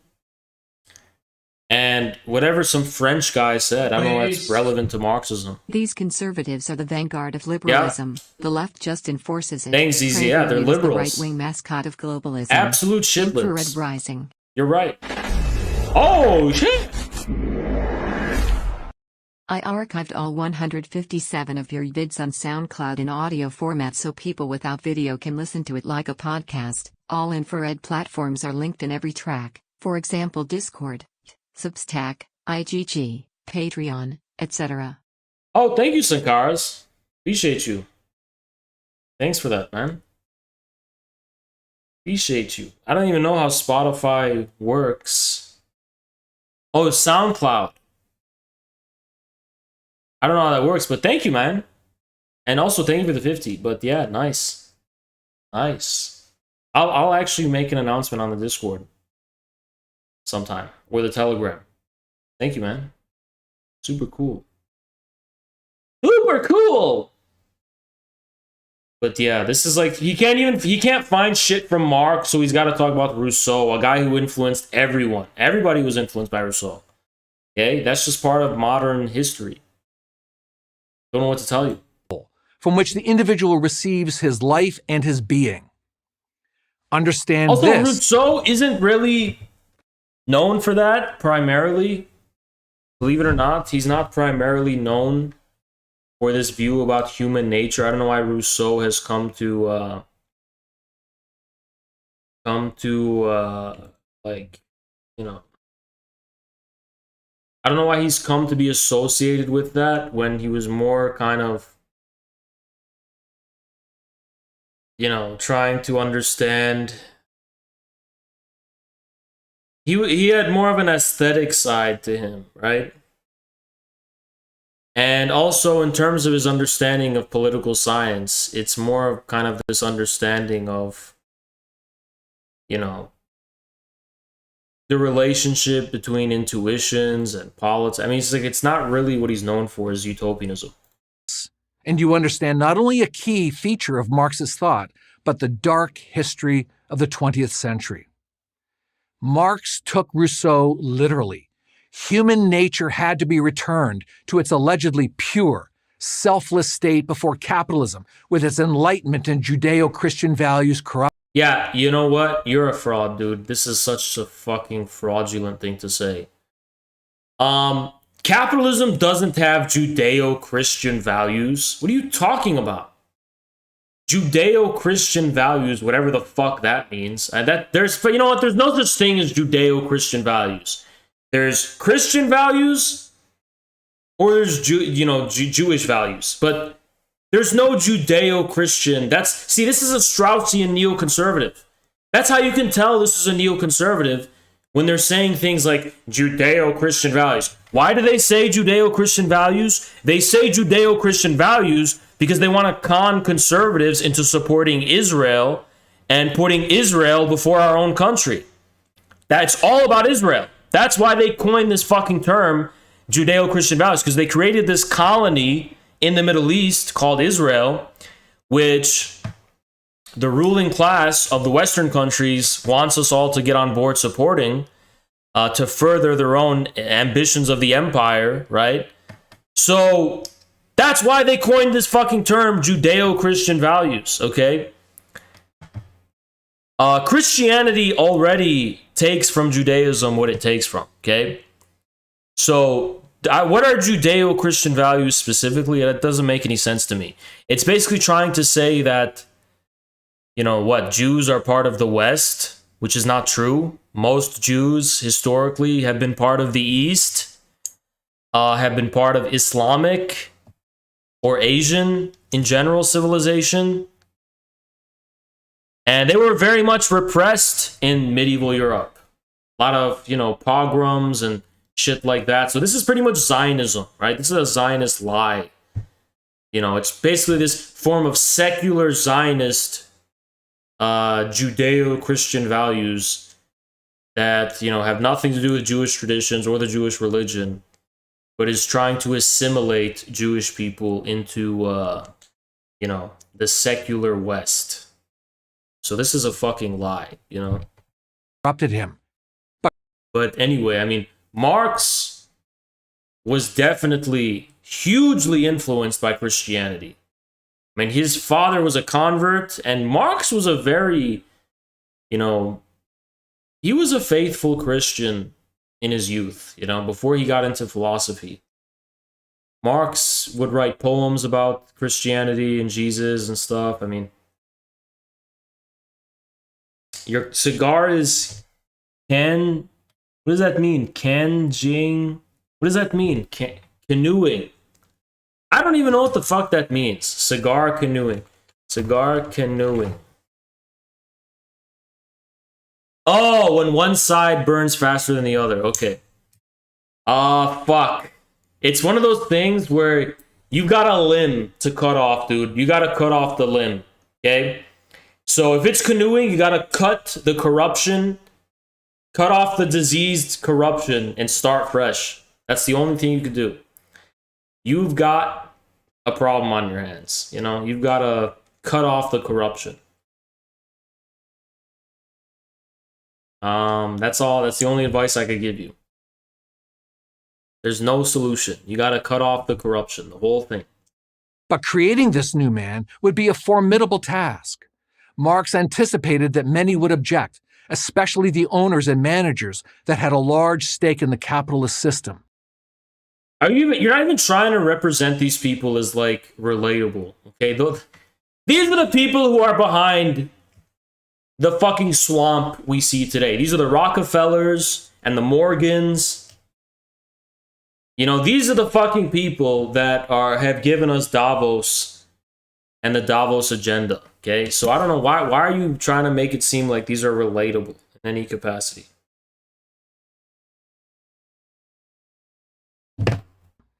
Friendly persuasion wasn't going to get the job done. Only the ruthless application of state power would be up to the task. Marx was all for it. Private property, wage labor, competition in profits, these would have to go. Nope, Marx never said that politically they should be destroyed. Never. He thought they would be dissolved through the development of the forces of production that were free. So the problem for Marx was the monopolists, okay? So Marx did advocate for nationalizing some of the means of production that were being used by monopolists that were actually stifling the development of the forces of production. And then he thought those other things would gradually phase out on their own accord because of the superior unleashing of the forces of production. So he did not say any of this shit, okay? He did not say any of this shit. The state, now run by the workers themselves, the dictatorship of the proletariat, as Marx called it, would control production and pricing. You know, pricing and production is controlled in the USA. It's called the Federal Reserve. It's also called the corporate America in the way that it colludes and collaborates with the State Department of Defense and the government. You think our economy is a free market economy? This is what I'm trying to say with PragerU. They're fake conservatives. They try to tell us we live in a free market economy. We don't. We don't. We live in a monopoly, planned economy. It would wisely manage the economy, from each according to his ability, to each according to his needs. And imagine how wonderful it would be. No more ego, no more... Like, all you have to do is look at this guy's hair and you know he's full of shit. Don't ever trust a guy who looks like this. Don't ever fucking trust a guy who looks like this. Like, this is a con man. This looks like a candy man. This looks like a Willy Wonka who, you know, he's trying to snake oil salesman type of vibe where he's just, you know, there's the opposite of vegetables is what's going on here, you know? Self-interest. Instead, everybody working for the benefit of everybody else. Peace, love, and harmony. For many, it's a... Peace, love, and harmony. Okay. That sounds like some shit the Beatles said. I don't know where Marx said that. Where did Marx say that? Where did any communist say that? I mean, that's what the hippies said. What do they have to do with Marx? Nothing. In the Soviet Union, they put the hippies in jail. Okay? They did not tolerate those people. They used to call them long-haired monkeys. And they would literally put them in prison. You think they tolerated that shit in China? Those hippies who didn't shower or work? I mean, they did not tolerate that, okay? They were not all that peace and love shit from the Beatles. That was not tolerated in communism, in communist states. Those were workers' states where the working class, you know, was ruling. And, you know, they had a working class culture. They didn't have a culture of peace, love, and whatever the fuck bullshit you're talking about here. a very seductive idea. Who wouldn't aspire to live in such a world? Look around, a Marxist might say. The powerful exploit the weak, crushing the majority's noble aspirations, your aspirations, just so they can have more. It's unfair and unjust. How much better if we just start over, start clean? That's the Marxist socialist dream. That's not really. I mean, that's kind of more like the French Revolution, which that was kind of more like the French Revolution. Yeah, that wasn't Marx, and that's just part of modern class struggle and all that. That's just part of the modern world. That's part of the modern history, right? Don't blame Marx for that shit. And by the way, people are going to get fed up one day at these, globalist elites, these Davos agenda, corporate overlords, and these woke institutions and all these fucking people lording over them. They are going to get tired of that shit one day. And, it is going to be like the French Revolution, probably, where these corrupt aristocrats and landowners, like, they're trying to get Meghan Markle to run to rule us, the fucking British crown. If you ask me, a French Revolution will come, something like that, right? And, these royals that want to rule over hard-working men and women who've gotten everything they've gotten from their sweat and blood rather than from their goddamn parents in some fucking royal family they were born into. I mean, you got to understand that, you're talking about a basic law of history, even a law of human nature, where you get these city people who are too detached from ordinary people in the countryside. The peasants will rise up. That's a law of history. That's a law. It's always been the case in history. It's always happened. It's a cycle.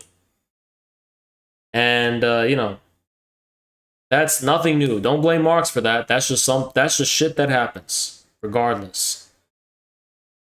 Marx wants to guide that revolution to, to lead to prosperity instead of just ruin, right? In real life, it's a nightmare. Needs become demands, and demands become rights.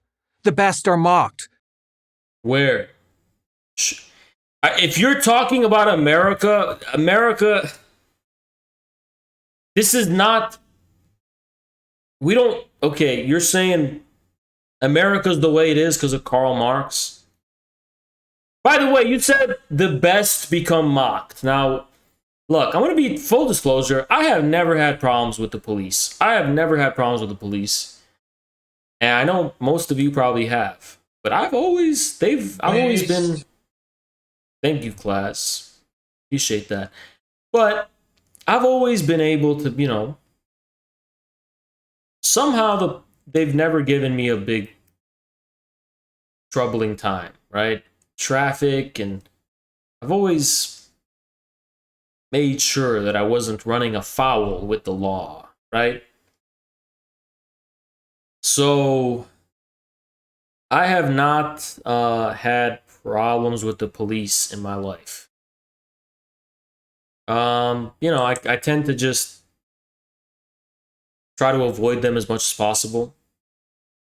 And when they are unavoidable, I make sure that I stay respectful and I stay whatever, because they have power and I don't. Why would I fuck with them, right? I see it's like a gang. You don't want to fuck with... No, I don't have any power, right? They have the whole force and power of the state behind that. So I'm not like one of those people who are like sovereign citizens who are like, I know my rights. My constitutional rights protect me. I'm like, nah, actually they don't. That guy has a gun and they can, we're not living in a circumstance, thankfully, where they're just, taking it so far they are to a lot of people, but not to me. And there's nothing that you can really do, right? So that was to be clear about that. But okay, now that I got that clear, you're saying this is the best, but what happened at that shooting? That Uvalde shooting where not one of them went in to help. I mean, the bare minimum the police are supposed to do is protect the children and put their own life on the line to protect our children. And they didn't do that. So I don't know. You're saying that, and I don't know if it adds up. I think people are fed up with police for other reasons, not because they think they're jealous that they're the best, right? But, I'm not really... I don't believe people should go out of their way to run afoul with the law, right? You should always, do your best to be law-abiding. and the worst exalted. Innovation withers, while the government grows ever larger. Eventually, the productive become virtual slaves to the unproductive, and the Where? Can you name a communist society where this happened? society collapses economically, intellectually, and morally. And then the real horror starts. If you think I'm exaggerating, just ask someone who fled the Soviet Union or Cuba or Venezuela. Yeah, so Cuba was owned by the mafia. Everyone else was starving and got nothing, right? Living in shacks, starving. Venezuela, that would be like asking a liberal what they think about Trump, okay? So someone fleeing Venezuela who hates Venezuela, I mean, I know Venezuela went through a lot of hardship, right? Economic collapse because of their currency. That's because of the petrodollar and the currency crisis, which America is experiencing now too. Inflation, it's about inflation, right? And Venezuela went through that problem because they wanted to control their own exchange rates, to be sovereign, to have a sovereign currency away from the petrodollar. And Venezuela is recovering, right? But then beyond that, that's like the people in Venezuela who hated Maduro is the same type of people who hated Trump, right? Those liberals who hated Trump and those, the glasses wearers, right? And then what's the other one? The Soviet Union was collapsed at the tail end of it, but most people in Russia today who lived under the Soviet Union believed that the Soviet Union was better than now. That's a fact.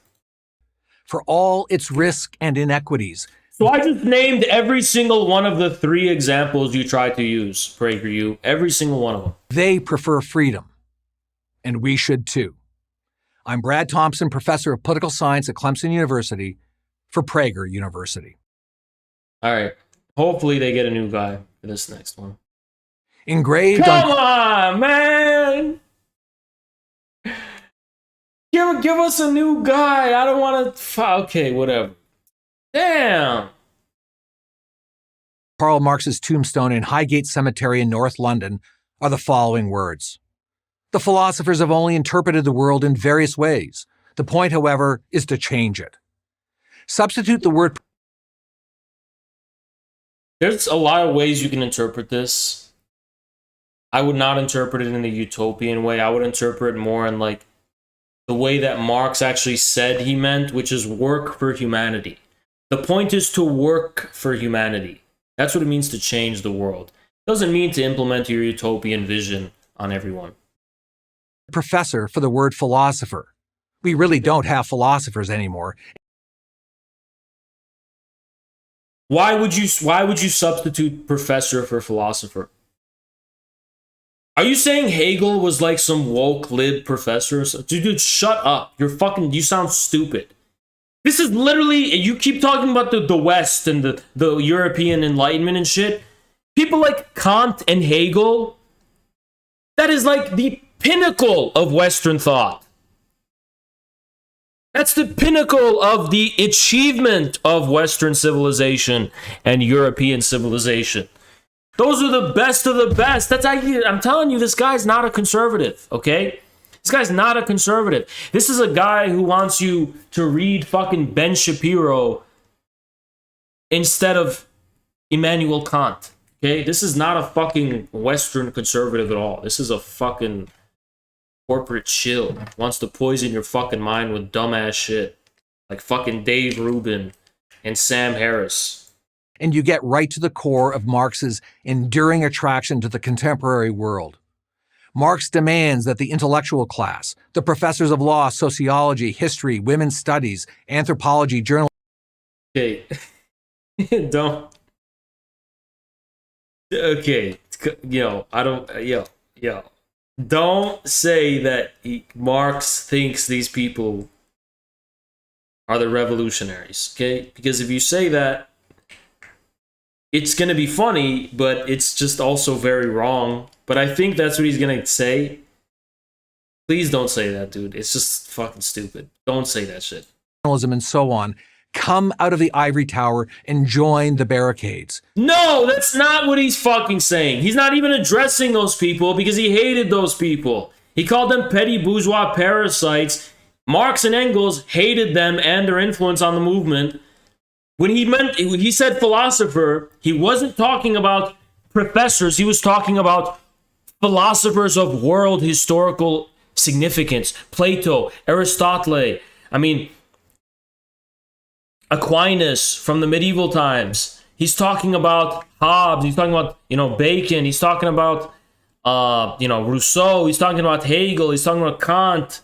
Real philosophers, Descartes, Spinoza. He's talking about real Fichte, Schelling, Leibniz, real philosophers. He's talking about the iconic philosophers that they built statues for. And when he said the philosophers have only interpreted the world to point us to change it, he's saying the mission of philosophy has been completed.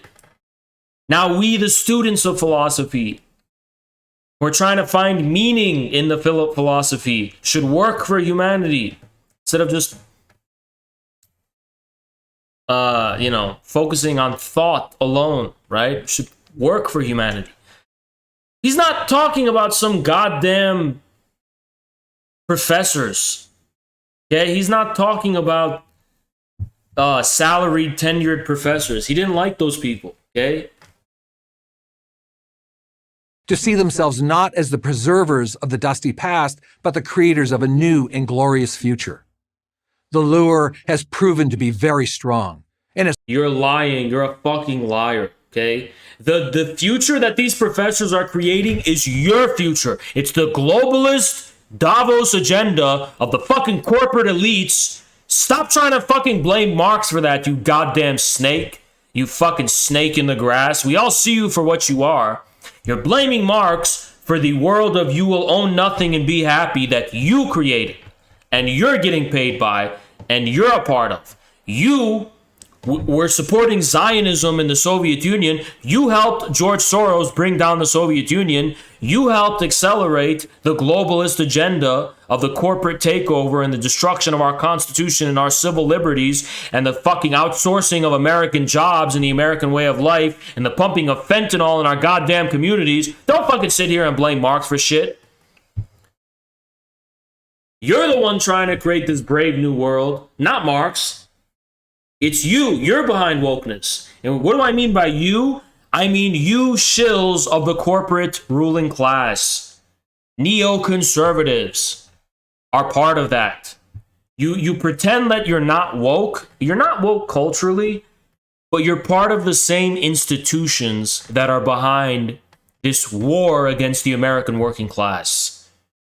Wokeness is one of the aspects of the war against the American working class. Neoconservatism is the other one.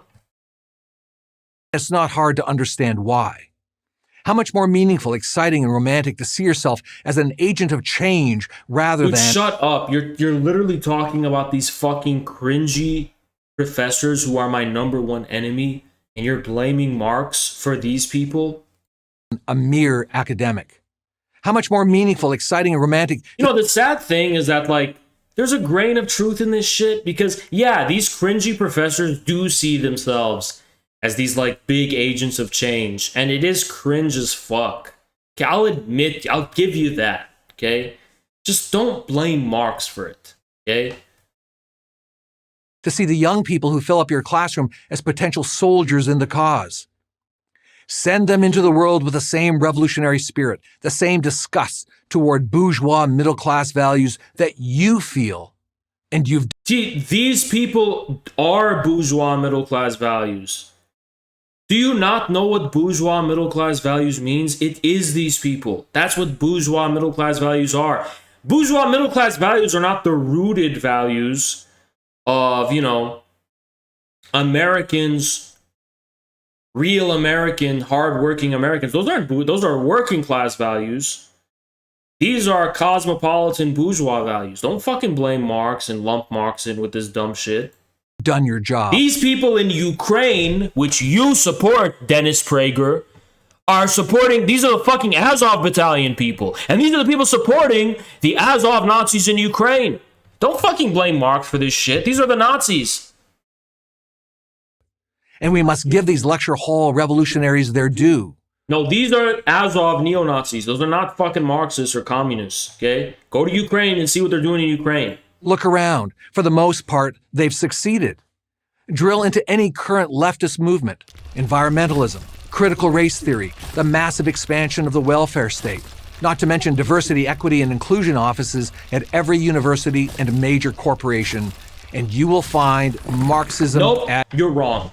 And I know you're wrong because 10 years ago, I became a fanatical Marxist ideologist. When I went to college, I infiltrated these leftist movements, the Black Lives Matter people and the DSA people. I infiltrated them and I joined them looking for them because I believed your propaganda. And I was like, okay, I'm a real Marxist. Apparently Marxists are behind this whole thing and I'm looking for the Marxists. And every time I would talk to their leaders in private, I'd be like, so we're Marxists, right? We're doing this, ultimately, we're reaching the working class here, right? You know what they would tell me? They'd be like, that's toxic. Marx was an old white man. The working class is toxic. I care more about trans interpretive dance instructors. I'm like, what about Marx? Like, Marx who? Who's Marx? Marx? Modchik? Any Marx? They don't read Marx. They don't care about Marx. Their leaders, I talked to their leaders. I went straight to their leaders to look for the Marxists who are pulling the strings. All I found was George Soros. I'm not kidding. They would get funded by George Soros. Or they would know people who are funded by George Soros. George Soros is a student of Karl Popper, who is a vitriolically anti-Marxist guy who helped bring down the Soviet Union and the Eastern Bloc. George Soros helped bring down the Eastern Bloc in the communist states in Russia and Eastern Europe. Don't tell me that Marxism is behind all this shit, because when I went to college, I looked for the Marxists, and I didn't find any of them. What do you think my origin story is? I began as a real devout Marxist believer, looking for real Marxists who wanted to fight for this cause, and all I found was fucking George Soros. And that's because I believed your propaganda. I believed in the right-wing propaganda that was saying, oh, cultural Marxism is behind Black Lives Matter and the LGBT movement, and cultural Marxism is behind all this shit. And as a teenager, I was like, okay, Marxism must clearly be behind these things. We're using these as a means to an end for the workers' revolution. So when I went to college, I looked for the fucking Marxists. And I'm not saying I didn't go high enough. I went to the professors that were fucking hosting this shit. I went to the NGOs that were sponsoring it. I went to the groups. All these organizers in these groups, they're all connected in the same network. Amnesty International, the Open Society Foundation, the Democrats, they're all connected. And at the very highest levels, they are not Marxists. They are not Marxists. The only Marxists that I found were nerds who were not involved in anything. And those people were stuck-up nerds who didn't give a fuck about anything, right? And they weren't even part of this shit. Nope, there's no Marxists. I was in the DSA. Those DSA people were not Marxists. They used Marx, sure. They talked about Marx sometimes, but they talked more about some fucking bi-gendered feminist author that that's the shit they would talk about. They wouldn't talk about Marx. They didn't care about Marx. Okay? They also didn't care about the working class. They didn't give a fuck about the working class. They didn't care about anything like that. Trust me. I used to think this too as a Marxist. It's the farthest thing from the truth. Why is everyone KW?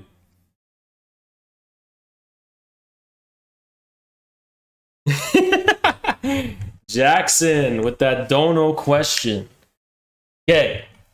The answer is, after I watched Aquaman, the answer is an unequivocal yes. No, the only thing holding me back, when I heard about how she shit on the bed, that might tip it into a no. Okay? That crosses the line. I don't care how crazy. Look, if she's fine as hell, I don't care how crazy she is, whatever. I'm cool with all that. I'm fine with that. But if you're gonna start shitting, that crosses the line. Like, she shit in that bed, that crosses a line, okay? And that makes me rethink shit, right? I don't want to wake up. This is what I would say. I would tell her, you have to take a thorough shower, because I don't want her to. Also, don't eat for 24 hours. I don't want her to shit on me in the middle of whatever.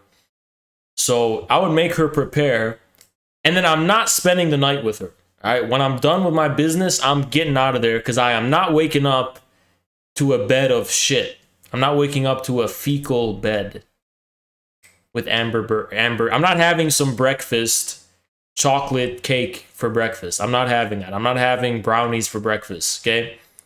So when I finish the job, I am rushing out with the speed of sound, like the Flash, and I'm blocking her also, okay? Because I am not going to wake up to being shit on, okay? I'm not going to wake up to Amber Heard's tricks. It's not like she's an old lady but I feel like I don't trust her, right? I feel like the fact that she brings shit into the equation, that's a whole other level of highness, okay? I didn't care about any of the things in the Amber Heard trial, to be honest. I didn't follow any of it. I don't care about any of it. The one thing she did, in my view, that crossed the line was shitting in the bed. That was the most disgusting, horrific, worst thing anyone could do. The rest of the shit, I don't care. Get over it. I don't give a fuck. I don't care what the rest of shit she did. I don't give a fuck, right?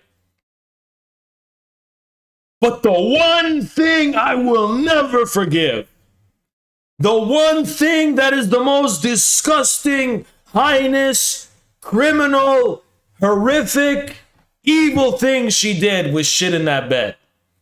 And that crosses all lines, in my view. That crossed all the lines, okay? That crossed all the lines. Yeah, that was demonic. That is demonic. That is demonic. That is disgusting. That is the most I mean, oh my God. Where a man sleeps, she does that. I would burn that fucking house down. If I came home from a long days of work and I'm opening the bed covers and that's what I see, I would burn that house to smithereens in a video game. That's the worst thing someone can do. That's the worst thing someone can do. The most disgusting thing someone can do. When you bring that into it, that's a whole nother level of warfare. You can block numbers, you can yell, you can scratch the car, scratch the tires, you know. There's all sorts of things you can do, but that crosses the line. That crosses the line. She should be in jail for that shit. I'm not even lying. She should be in jail for that shit. I don't care what happened between them. I don't give a fuck. I don't even know what happened between them. That's fine. I know nothing could be worse than that. Nothing can be worse than what she did shitting in the bed. Even if she took a baseball bat and beat him unconscious, it would not be as bad as shitting in the bed. So I don't care what Amber Heard did. Nothing she did would be as bad as that. And for that, she should go to jail. I don't want to hear it. I don't care what Johnny Depp did. I don't care what he did. I don't care what she did. He said, she said. Hearing that is enough for a prison, life in prison. That is fucking chemical warfare. That's banned by the UN. That's fucking banned by the UN, okay? At its core, a contempt of the Enlightenment and the Judeo-Christian value system from which capitalism springs. Marx's most famous call to action, "Workers of the world unite," was not, of course, to the professoriate, but to the laboring class. That didn't work out so well.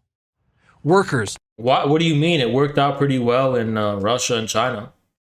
especially in the What do you mean? It didn't work out well in the West. You're right, because of Marxists. Would you marry an IDF soldier if she's thick and made you food?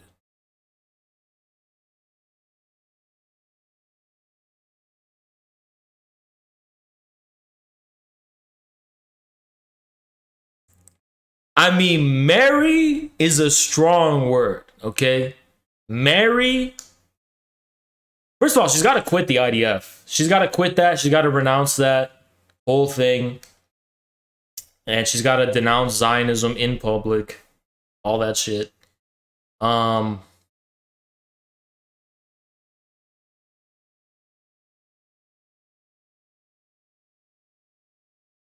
But marry, but she's thick. I mean, oh shit. I mean, you know what I mean? I mean, you said she's thick. You did say she's thick. That is what you said. I mean, that changes things. That changes things. I mean, you did say that. You did say that. And she can cook. And she will cook me I mean, that's like, okay. I mean, she's thick and she's gonna cook me. I mean, that's a tough question. She's gotta quit the IDF. I know that. If she quits the IDF, yeah, and she denounces Zionism in public, I mean, shit, man. We all got a past. We've all got a past. We've all got a past. She's got a bad past. I mean, I've got a bad past. We've all got a past. And then just she was just in the IDF. I mean, it's not, she wasn't killing anybody or doing anything like that. She was just, okay, we've all got a past. We've all got a past. You understand? We've all got a past. What if she remains a staunch IDF Zionist? Then, I mean, I'm a pump and dump that shit like a rocket. I'm just kidding. I'm kidding. I would never say that in public. I mean, nah, man. I would, yeah. Just kidding. That was a joke. I was gonna say like a rocky road to mutual hookup culture. But yeah. Yeah. That's all I gotta say. Damn, the Mossad's coming after me for saying this shit. They're gonna come after me for saying that shit. Okay, but look, the one language I speak is thick. All right, she's thick. If she's thick and she murdered 50 people, like as a serial killer somewhere in Idaho, but she was thick and she was cute or whatever, I mean, I'm gonna tell you guys the truth. I would look past it. I would look past it. We all got a past. And that's how shallow I am. I'm that shallow, okay? If she's cute, she's thick, she could eat people. She could eat people. She could be a cannibal, okay? I mean, and she cooks. I mean, there's a lot of things I could forgive, okay? There's a lot of things I could forgive. There's a whole lot of things I could forgive. Okay?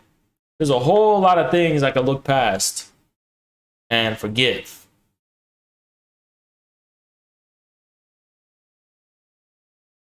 The United States turned out to be more interested in refrigerators than revolutions. You ain't really pro-Palestine? Excuse me.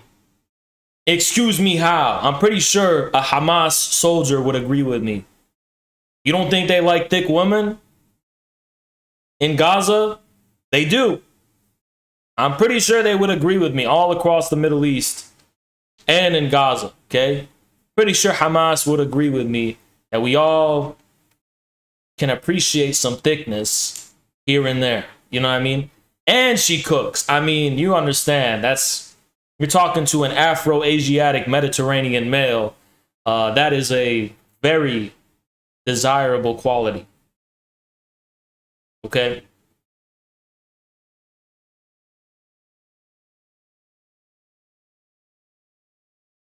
The only barricade they were passionate about was a white picket fence in front of a green suburban lawn. Poor, benign. Yeah, it's almost like that was something that allowed the working class to regain a semblance of dignity, which is gone now. What happened to the white picket fence today, Dennis? What happened to that today? Jackson saying, Haas, you're literally white. You know what, Jackson? If I was white, we would have the same taste in women. But for some odd reason, when you and me are at the club, when you and me are at the bar, and you're pointing yours out, I'm looking the other way. I'm saying, what the hell are you talking about? I got nothing to do with that. For some odd reason.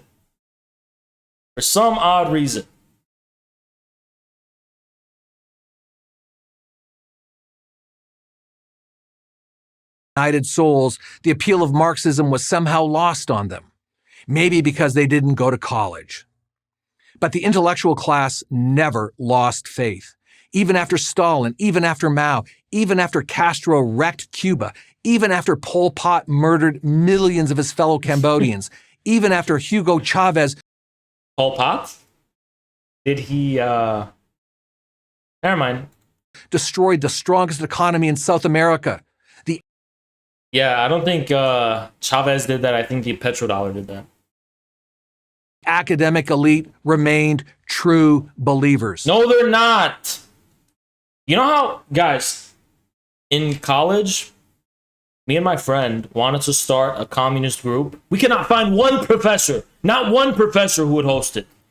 Because you had to find professors to host the groups, to be an official group. Not one professor was interested. We looked, and this was a big university. There was not one professor, even the Marxist professors that were teaching Marxism. They're like, oh, well, I'm not actually a communist. I just, you know what I mean? Like no, you're wrong. There was not one professor who was on board. Not one, not a single one. Indeed. They were all like, oh, I believe in the environment. Marxism was like productivist. And yeah, not a single one of them. Not a single one of them were Marxists. Not you would think there'd be one, right? Not one. They're all Democrats, all George Soros. Nothing to do with Marxism. Nothing. In a world without faith, where God is dead, Marxism has become, in effect, a substitute religion. One of the major strengths of Marxism. I'm so sick of this shit. You know, I hate this fucking guy. You want to know why I hate this fucking guy? Because he's the reason all these liberals are becoming Marxists. Because all these dumb fake conservatives talk about is Marxism. So the most disgusting lib shits are like, oh, that must mean Marx agrees with me. So they project onto Marx their own retarded lib shit stuff. Because this fucking guy with the Hitler haircut is telling them that, hey, liberals, Marx is behind all of your beliefs. And they're like, oh, really? Marx is the granddaddy patriarch of my beliefs? Marx is on my side then. It's all because of the fake conservatives. That we have bourgeois Marxists. The only reason we have bourgeois MLs and bourgeois Marxists are because of these fucking PragerU videos. It's the only fucking reason. in contrast to both modern liberalism and Thank you, Got Chris. to hand it to the establishment, creating a synthetic left and then uplifting it as an example of Marxism, for the sole purpose of tearing it down. Absolutely. Absolutely. Thank you, Chris. Yeah, they created a fake version of Marxism, which both the synthetic left adopted unironically. Guys, why do you think a disgusting creature like Thought Slime is friendly toward Marx? Because Thought Slime watched PragerU, and PragerU was like, yeah, all that disgusting, degenerate, abominable lib shit stuff that they're pushing on the masses, that's Marx. And Thought Slime's like, actually, wow, Marx is like the Dumbledore of my retardation. And he just like sees Marx as the patriarch of liberal retardation because of PragerU. Same thing with Vosh. Same thing with the rest of them. Because PragerU said Marx was the patriarch of leftism and Marxism's behind it all, they started to make Marx, the leftists, I mean, they've turned Marx into the Dumbledore of liberal retardation. No joke. Even though it has nothing to do with anything Marx was about. Is the unyielding commitment of its followers to this faith, to bear witness to it, and to act on it. It summons these followers to join a crusade to destroy the evil that is capitalism and to create the good that is communism. In our secular world, the Marxist ideal gives the Marxist true believer a reason to live, a reason to die, and a reason to kill. No, Marxism doesn't give them that reason. Misgendering people gives them their own reason to kill, according to them. It has nothing to do with Marxism. It has everything to do with the narcissism of identities. It's nothing to do with Marxism, okay? Nothing to do with Marxism. Antifa does not kill because of Marx. They do it because they're ugly and stupid and failures in life. And, you know, they're also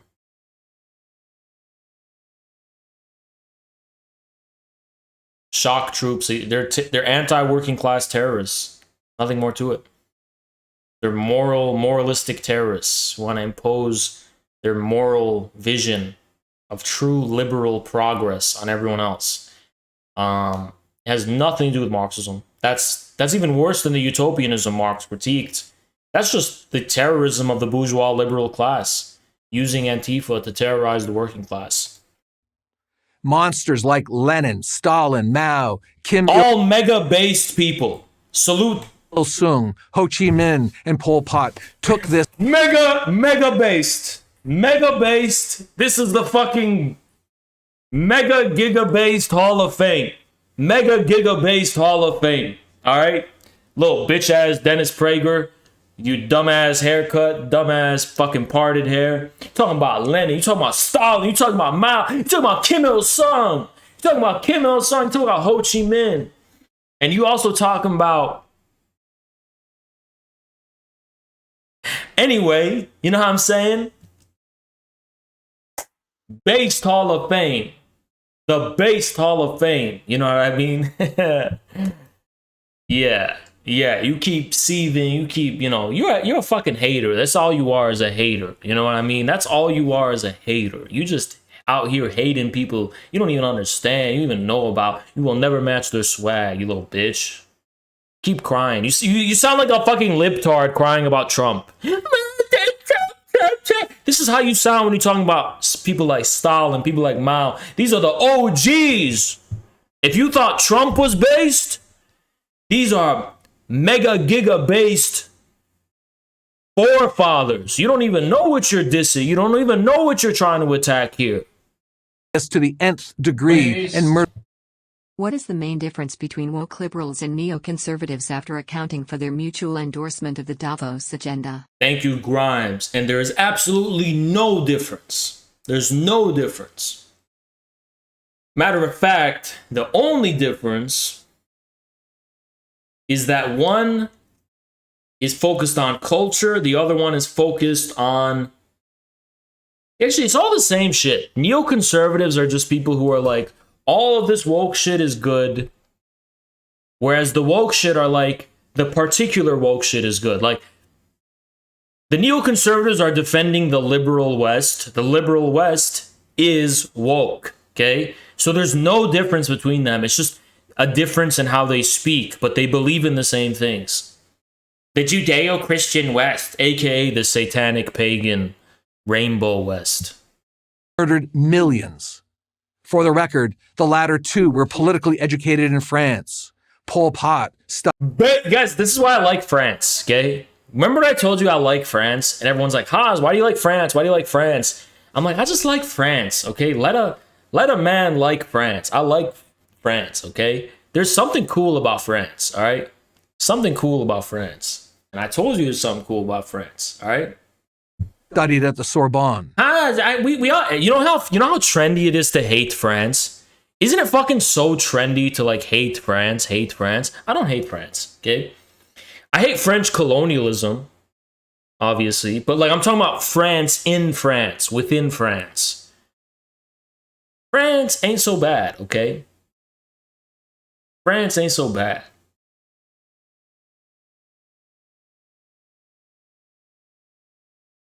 You know, within France, not like outside of it, but like within it, it ain't so bad.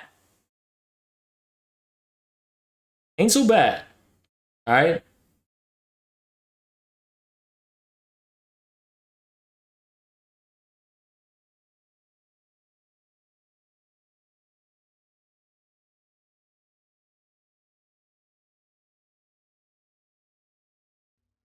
If you think I'm exaggerating the evils of Marxism, if you think Stalin and those other guys got communism wrong, but your new democratic socialism will get it right, think again. All right, one struggle against democratic socialism. All right, PragerU, take my hand. We'll fight against the Democrat Socialist temporarily alliance, and then we'll turn on each other after the struggle's over. But anyone who wants to shit on the Democratic Socialists, have at it, my friend. Give them all you got. Critical support for PragerU. Thank you, Jay Grimes. I think strangely enough the reason the French are so Eurosceptic is probably because they are French. They are obsessed with their own merits, which were well earned. The reason I have a soft spot for France is it's like, you know, the French Revolution happens and people, they blame France for too much, you know. You're living in a world of Calvinistic, total depravity, the East India Company, and, you know, the British mercantile capitalism and all that kind of shit. And the French, they stood up.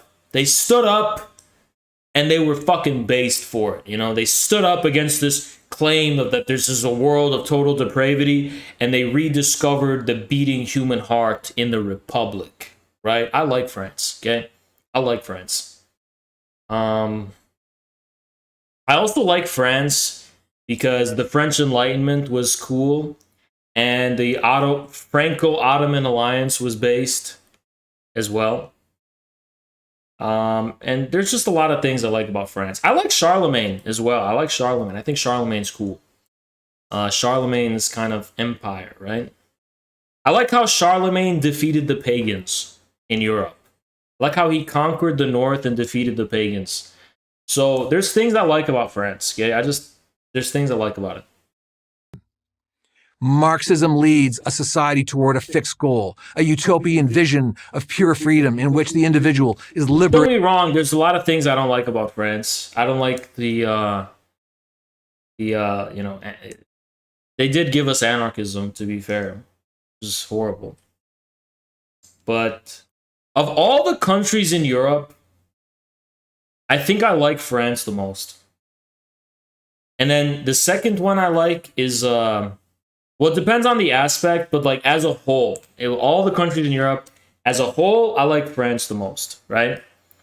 And then I like Germany's history, but do I like Germany today? No, I don't. I'm gonna be honest. I don't. I would fucking be miserable in Berlin. If I went to Berlin, I'd be fucking miserable. And then there's also aspects of the UK that I like. I like their no bullshit kind of working class. like the one thing I like about the UK is when they're against European snobbery, right? When they're like, oh, bollocks, fuck off, right? But the food tastes like shit, so that's a problem, right?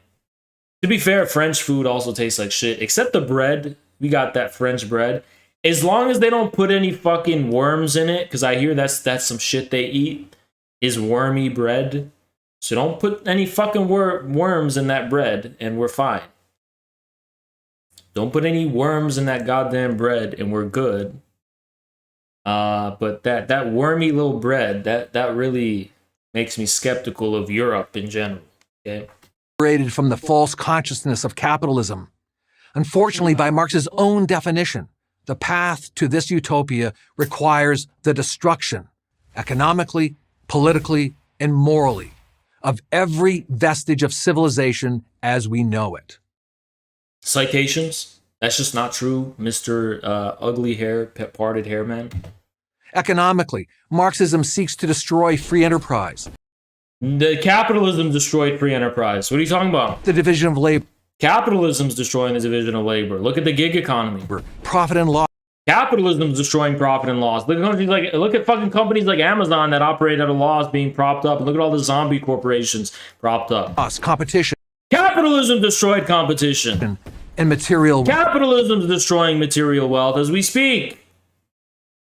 Why is Marx in a construction hat with a 17th century cannon why are you blaming this guy for destroying all the things capitalism destroyed?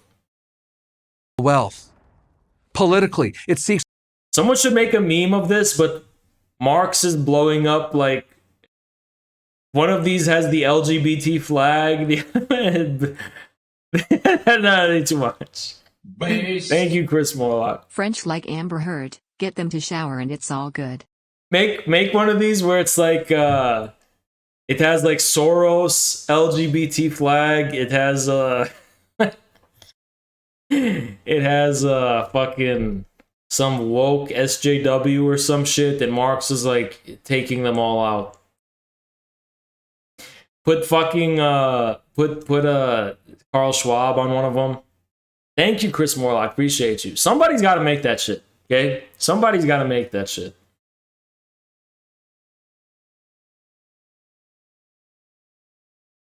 To destroy the rule of law, separation of powers, and freedom of speech.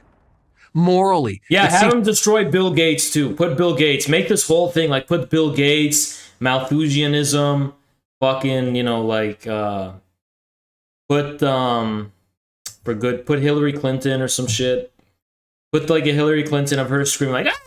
And then to destroy boom! Individualism, religious liberty, and independence. Put Meghan Markle, put the British crown, put all thought.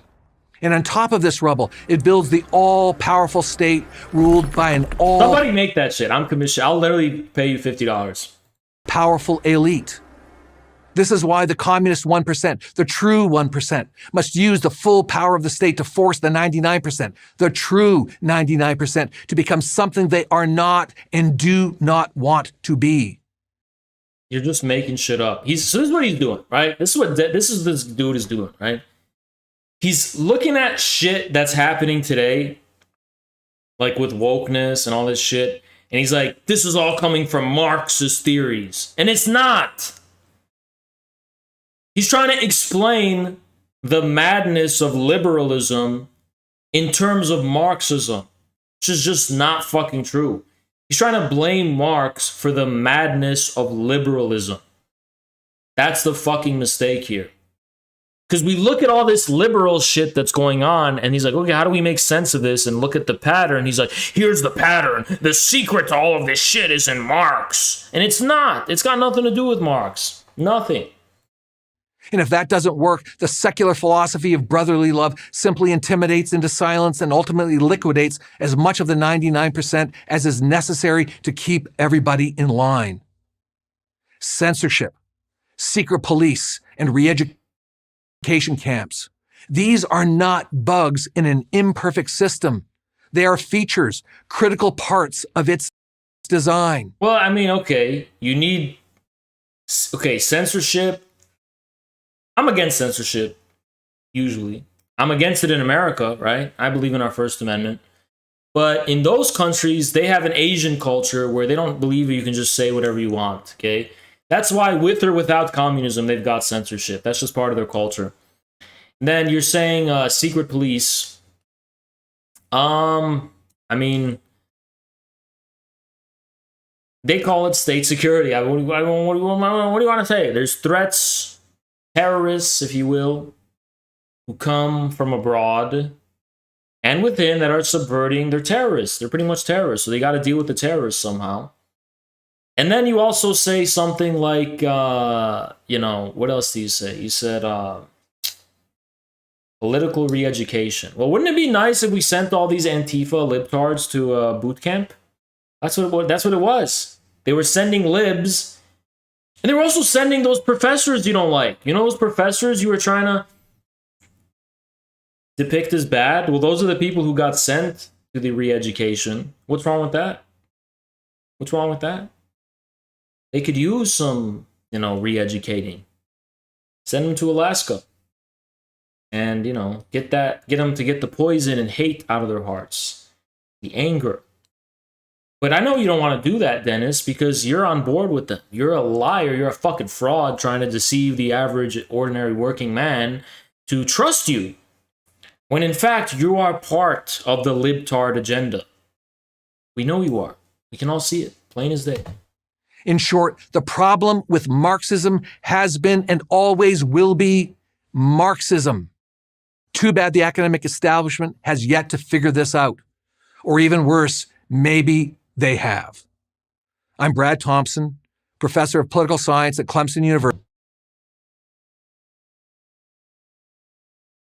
The people who fund the academic establishment are the people who fund PragerU. NGOs, State Department, shit, whatever the fuck. It's all part of the same goddamn thing. University for Prager University. Thank you for watching this video. Yeah, shut up, bitch. All right, we got through it.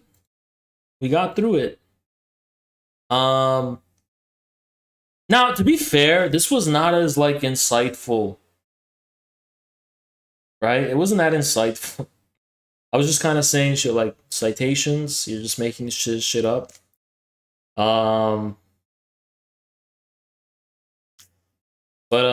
let me give you a conclusion. In conclusion, Marxism is, it's a tool that the working class uses to understand system. And it's a useful tool for the working class to understand the system. And, understand politics as well. What drives politics? Class warfare, right? It's things like that. It's a useful tool to explain and understand the various economic changes happening around us so that we can have a working class party that defends the interests of the working class so that the working class can free itself from the elites. What's wrong with that? These fake conservatives have been trying to lie to you. These cuck-servative Straussians have been lying to you, trying to tell you that what Marxism's really about is what the media and the academia is pushing, but the academia and media are tied to those neoconservatives too. They're all part of one network, one ruling class.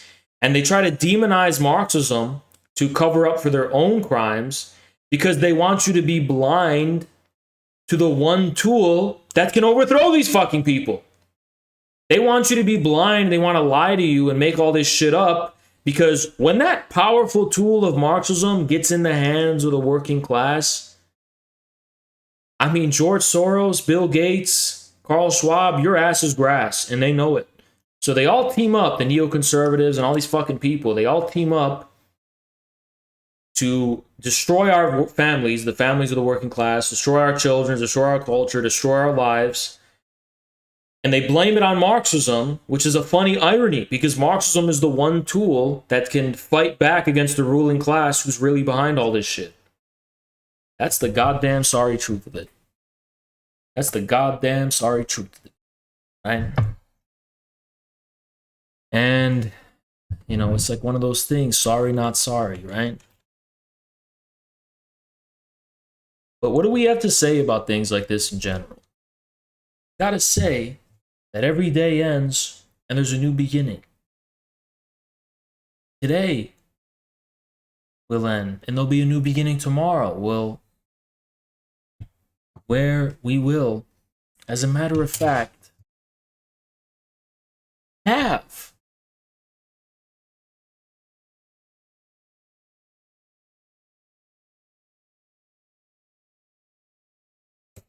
our next stream.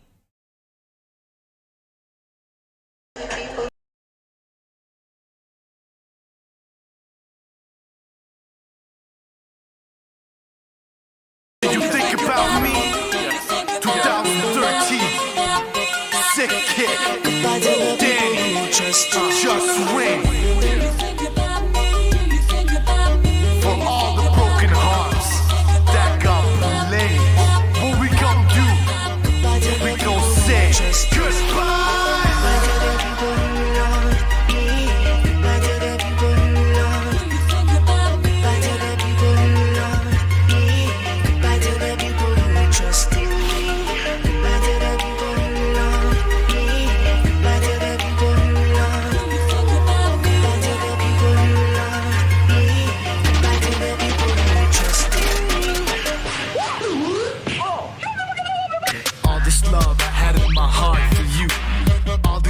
Spending my arms with you, put my trust in you. Movie tickets for two, girl, I want you, I got you. Spend my life to find you. I was there for you when you needed me the most, but when my time came, you faded out. In the end, I should've known you were just a heartbreak. I'ma call you Medusa, cause you was just a snake.